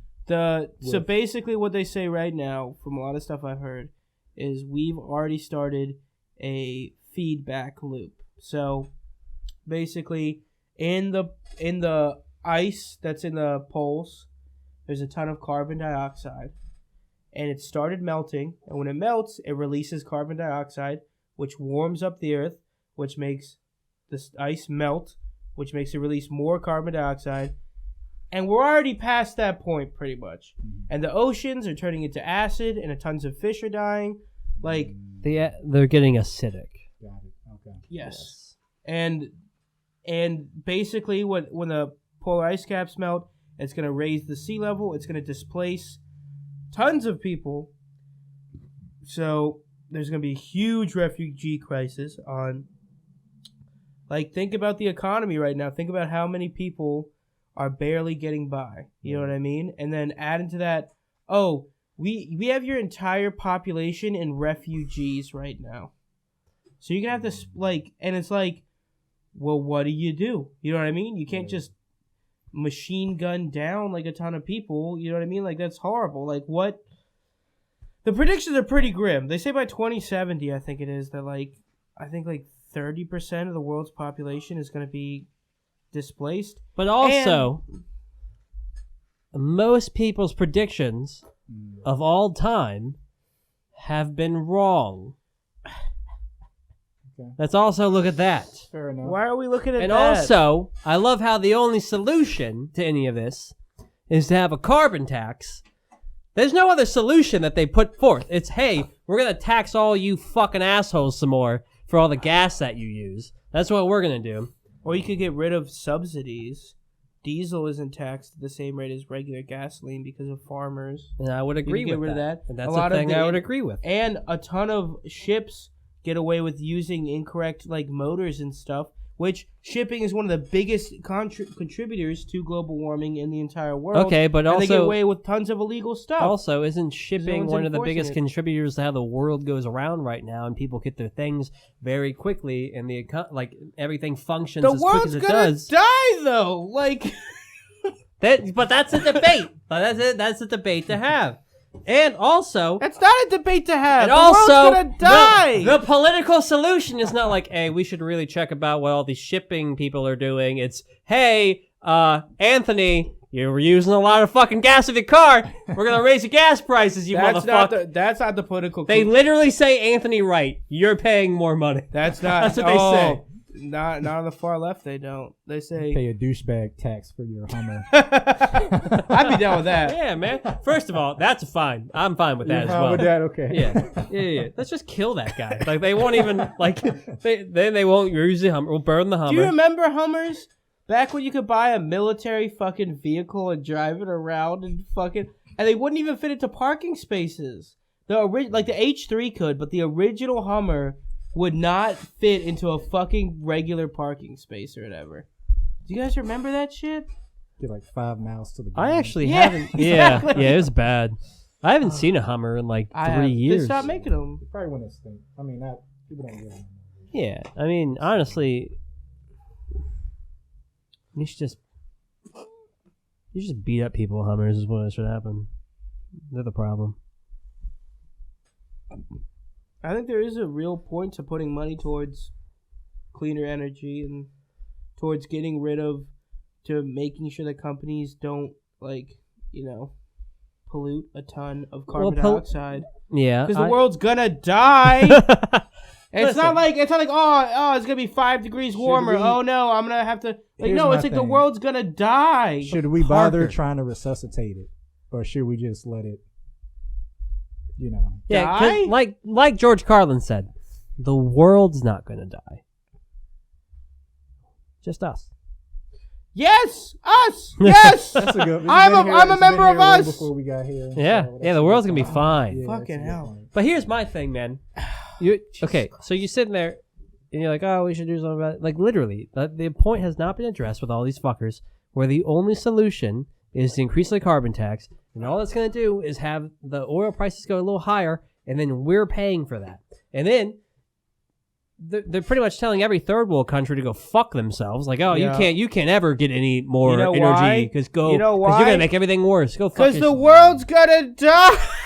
Yeah, that's real convenient. It's not fair. It's real convenient. But the world's going to die. Parker reminds me like those no, movies. The world's not going to die. Florida's going to die. Fuck Florida. Yeah, fuck Florida and their zero income tax. I got a Jeep Renegade. That shit's got Bluetooth.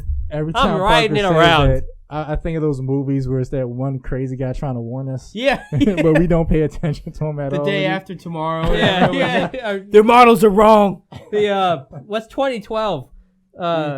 Woody Harrelson? That guy, he's his crazy character? Drunk that believes in microwaves. You know what? Yellowstone exploded. So he was right. Yeah.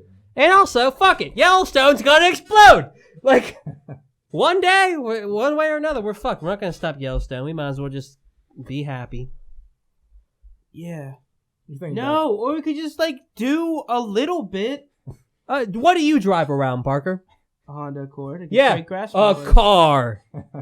Sorry, there isn't good. Okay, then build better public infrastructure so I don't have to drive around in a car. How are you gonna get here on a train? They do it in Melbourne. They do it in big cities in Europe. Yeah, you're right. You can do it. It's because Is it an electric train? It could be. Have you ever seen the documentary about how the car companies bought all the public transportation and bankrupted them so that people would have to buy cars? This is a real thing that happened. How'd they buy public transportation? They bought all the train companies and tram companies from the government, And then I sound like a conspiracy theorist. Why but the there's government? Why the government sell their shit? Because they don't have to deal with it. Oh, okay. So the government's not very good at dealing with any of that kind of stuff. Jesus Christ. Sorry, I'm like I used to be a hardcore libertarian. I'm getting out of There's my still ways. echoes of it. I'm getting out of my ways. Every once in a while. I'm comfortable with universal health care. We just gotta end the wars first. I feel like that's a good thing. Wars. Dude, like when people describe their affiliation, it's so confusing. It's so much going on. It's like I'm a left libertarian with a pinch of conservative. First, I'm like I'm everything. Dude, just pick something. It's too much. Are you picking that up? Oh yeah, so hard. It's like ASMR. Like people are gonna jerk off to this eventually. What about now? Yeah. You're still picking it up? Yeah. Through your headphones? Yeah. I'm not lying to you. Parker's like, here, take a bite of your chip. Oh. Oh man, that's Parker's loud. like, deal with it.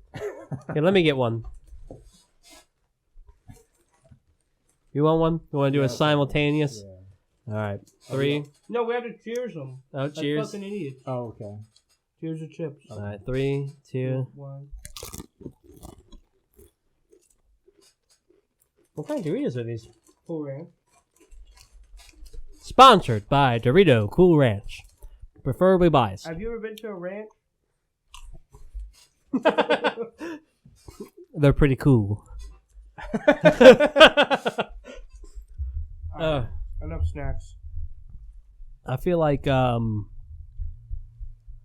who's that talk show host back in the day with a big jaw? Yeah, I know exactly who you're talking about. What the fuck was his name? You said with the big jaw? That big old jaw. It was like the Tonight Show. He also did advertisements for Doritos before he got his gig. What's that guy's name? Now he has a show where he has a bunch of fucking cars. Yeah, because he's real into cars. You're not talking about Jay. Yeah, Jay Leno. Leno, yeah, Jay Leno. Oh, yeah, okay. that guy. I love how we have no respect for Jay Leno, even though he's way better than us. I have respect for him. I don't. No, but people remember his later years. Yeah, Not right his now. early stuff. He was a pretty hungry comic at one point. You know what I mean? You don't like his late night show stuff? I never really watched it. Oh, okay. Yeah, I have no context for it. Okay. I forgot his name. I mean, come on, let's be real. Yeah, How he is one of the big late night hosts too. Yeah. Like, you know. My favorite's outside of who's the original guy? Fucking Carson. Yeah, Outside of Carson, my favorite's Conan. I think I love Conan. I like Jimmy Fallon. Oh, go fuck yourself. How do you like Jimmy Fallon? He's fun. Do you ever notice when he like laughs too hard at something, it's not like really that funny? Okay, here's the thing. Okay, I'll give you this. This is what I don't like about Jimmy Fallon. Everything. I hate the fact that he's been in the business for like 30 years and still like pretends to be nervous.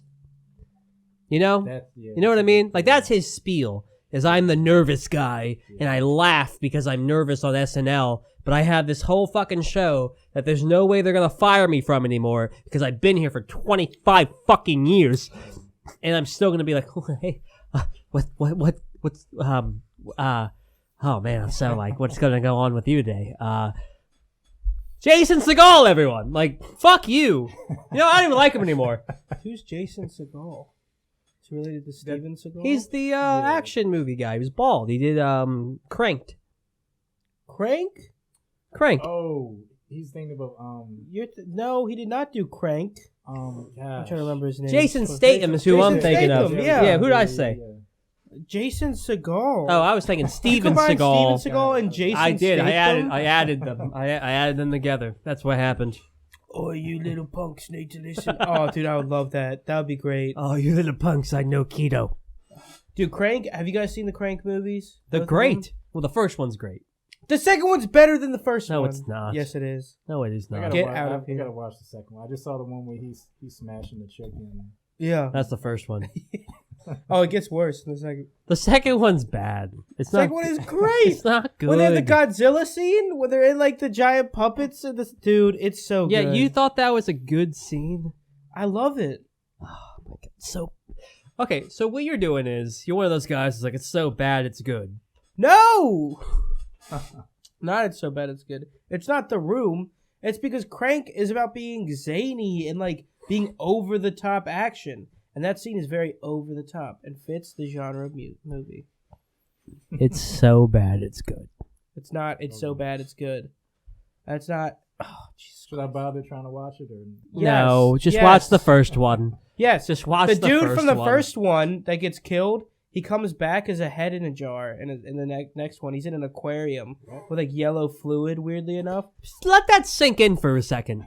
He comes back as a head in a jar. Right. What's this, Futurama? Is that what we're doing? Is that what we're doing here? That's the first thing I thought about was Futurama. The first one, he falls out. I'm going to spoil it right now. He falls out of a helicopter from thousands upon thousands of feet in But the his air. eye twitches at the end. And he chokes the villain out, crushes his trachea. Villain Awesome. dies. Dope. Villain, great movie, the first one. Great movie. Villain dies 500 feet in the air. Fuck that guy. Jason Statham. Stallone. You laugh, but there are a bunch of like fake. There are a bunch of like all of Stallone's like brothers and sisters are in B movies. Like there's a dude named Frank Stallone, and whenever it's on the box, they go Stallone, and then it's like Frank in like really small way. I'm not even kidding you. This is a real God thing. But keep going, keep going. Whatever. He falls from 500 feet. Imagine this is a car. Thousands of feet he falls. He kills the guy at 500 feet. Yeah. Lands on this car, clearly dead. Bounces off of it, goes over my beer, lands on the ground, and the whole shot is just his face like this, dead guy, and then he twitches. And his eye twitches. And the whole thing ends. And you go, this is the way you should end this entire thing.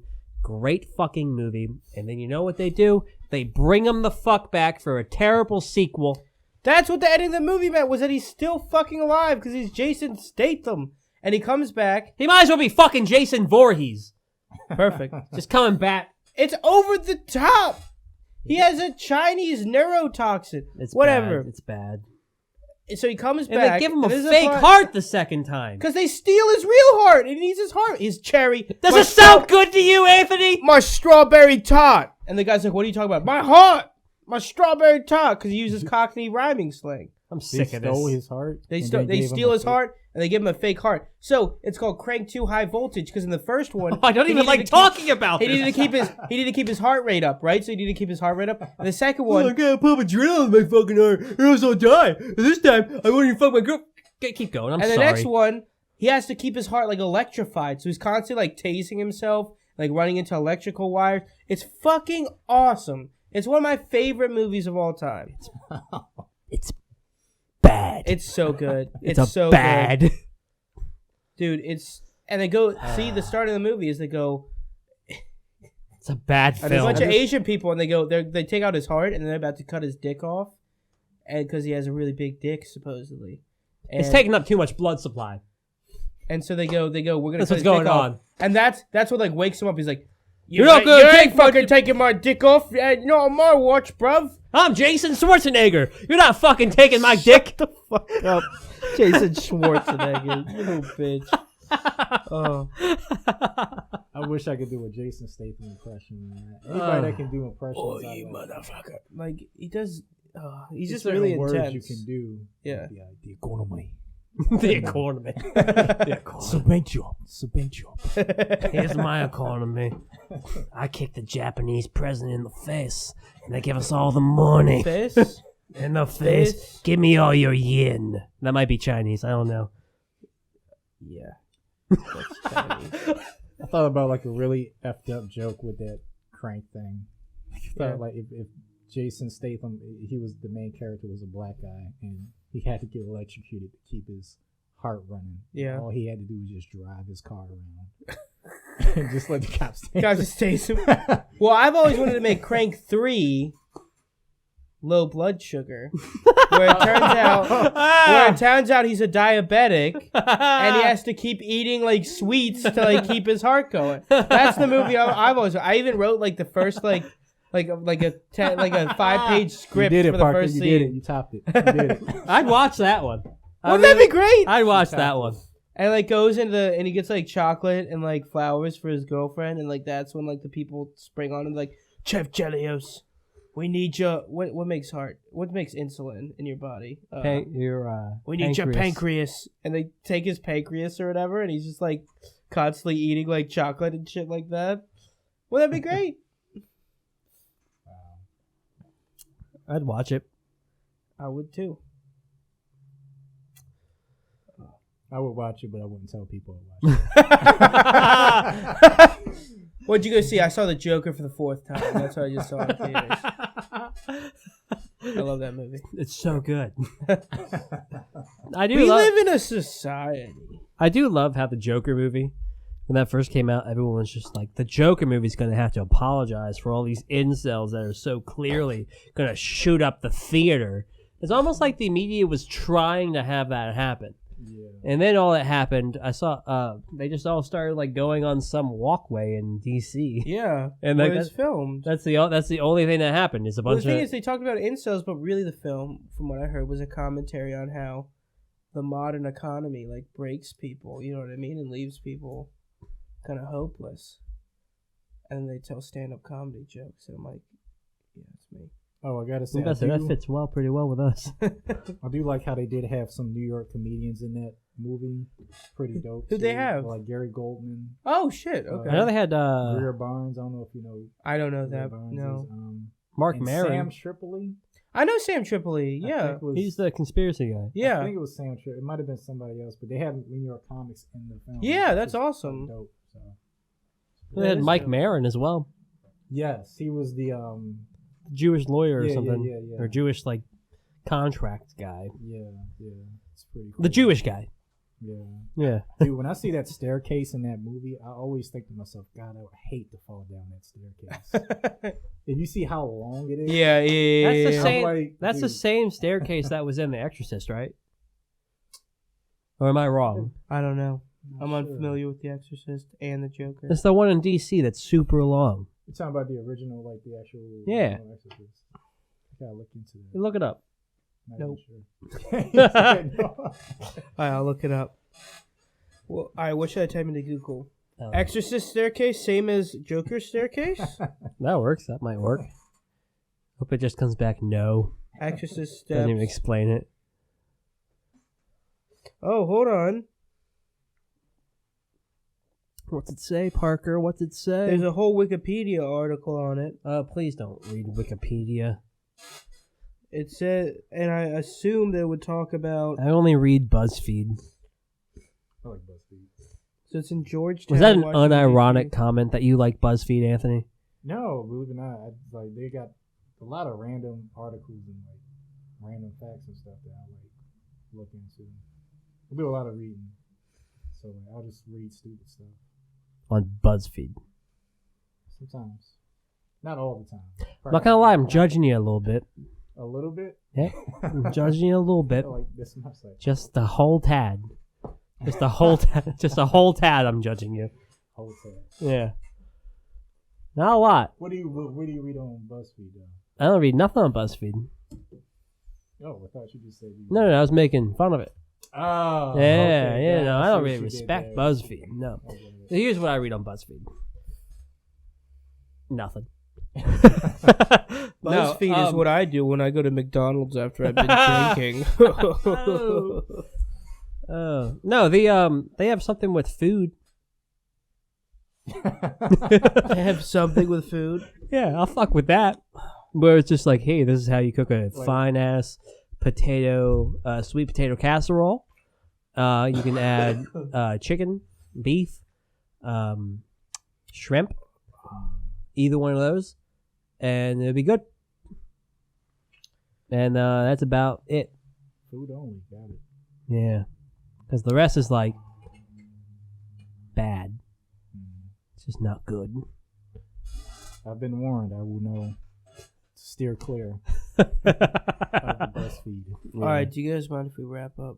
Yeah, we can wrap it up. I think it's been like 3 hours. It's been a bit. I think it's been Oh, 2. Oh, 2 hours and 20 minutes. Oh, wow. Jesus. Yeah. All right, we can wrap it up. All right. You want to do the whole spiel at the end, I guess? Just thank you to our guest Anthony Wright for coming out. Anything you want to plug? I know Black CNN. Yeah, so I do have a YouTube channel called Black CNN. It's kind of like a weekend update from Saturday Night Live, but it's pretty funny rendition of it. So definitely check that out. I'll be at the new open mic, hanging out with Zen West next week, Wednesdays at 8. But yeah, so I'm Parker Brown. This is Ryan Grimes. Right. Have a good one, peeps. Bye-bye. Oh.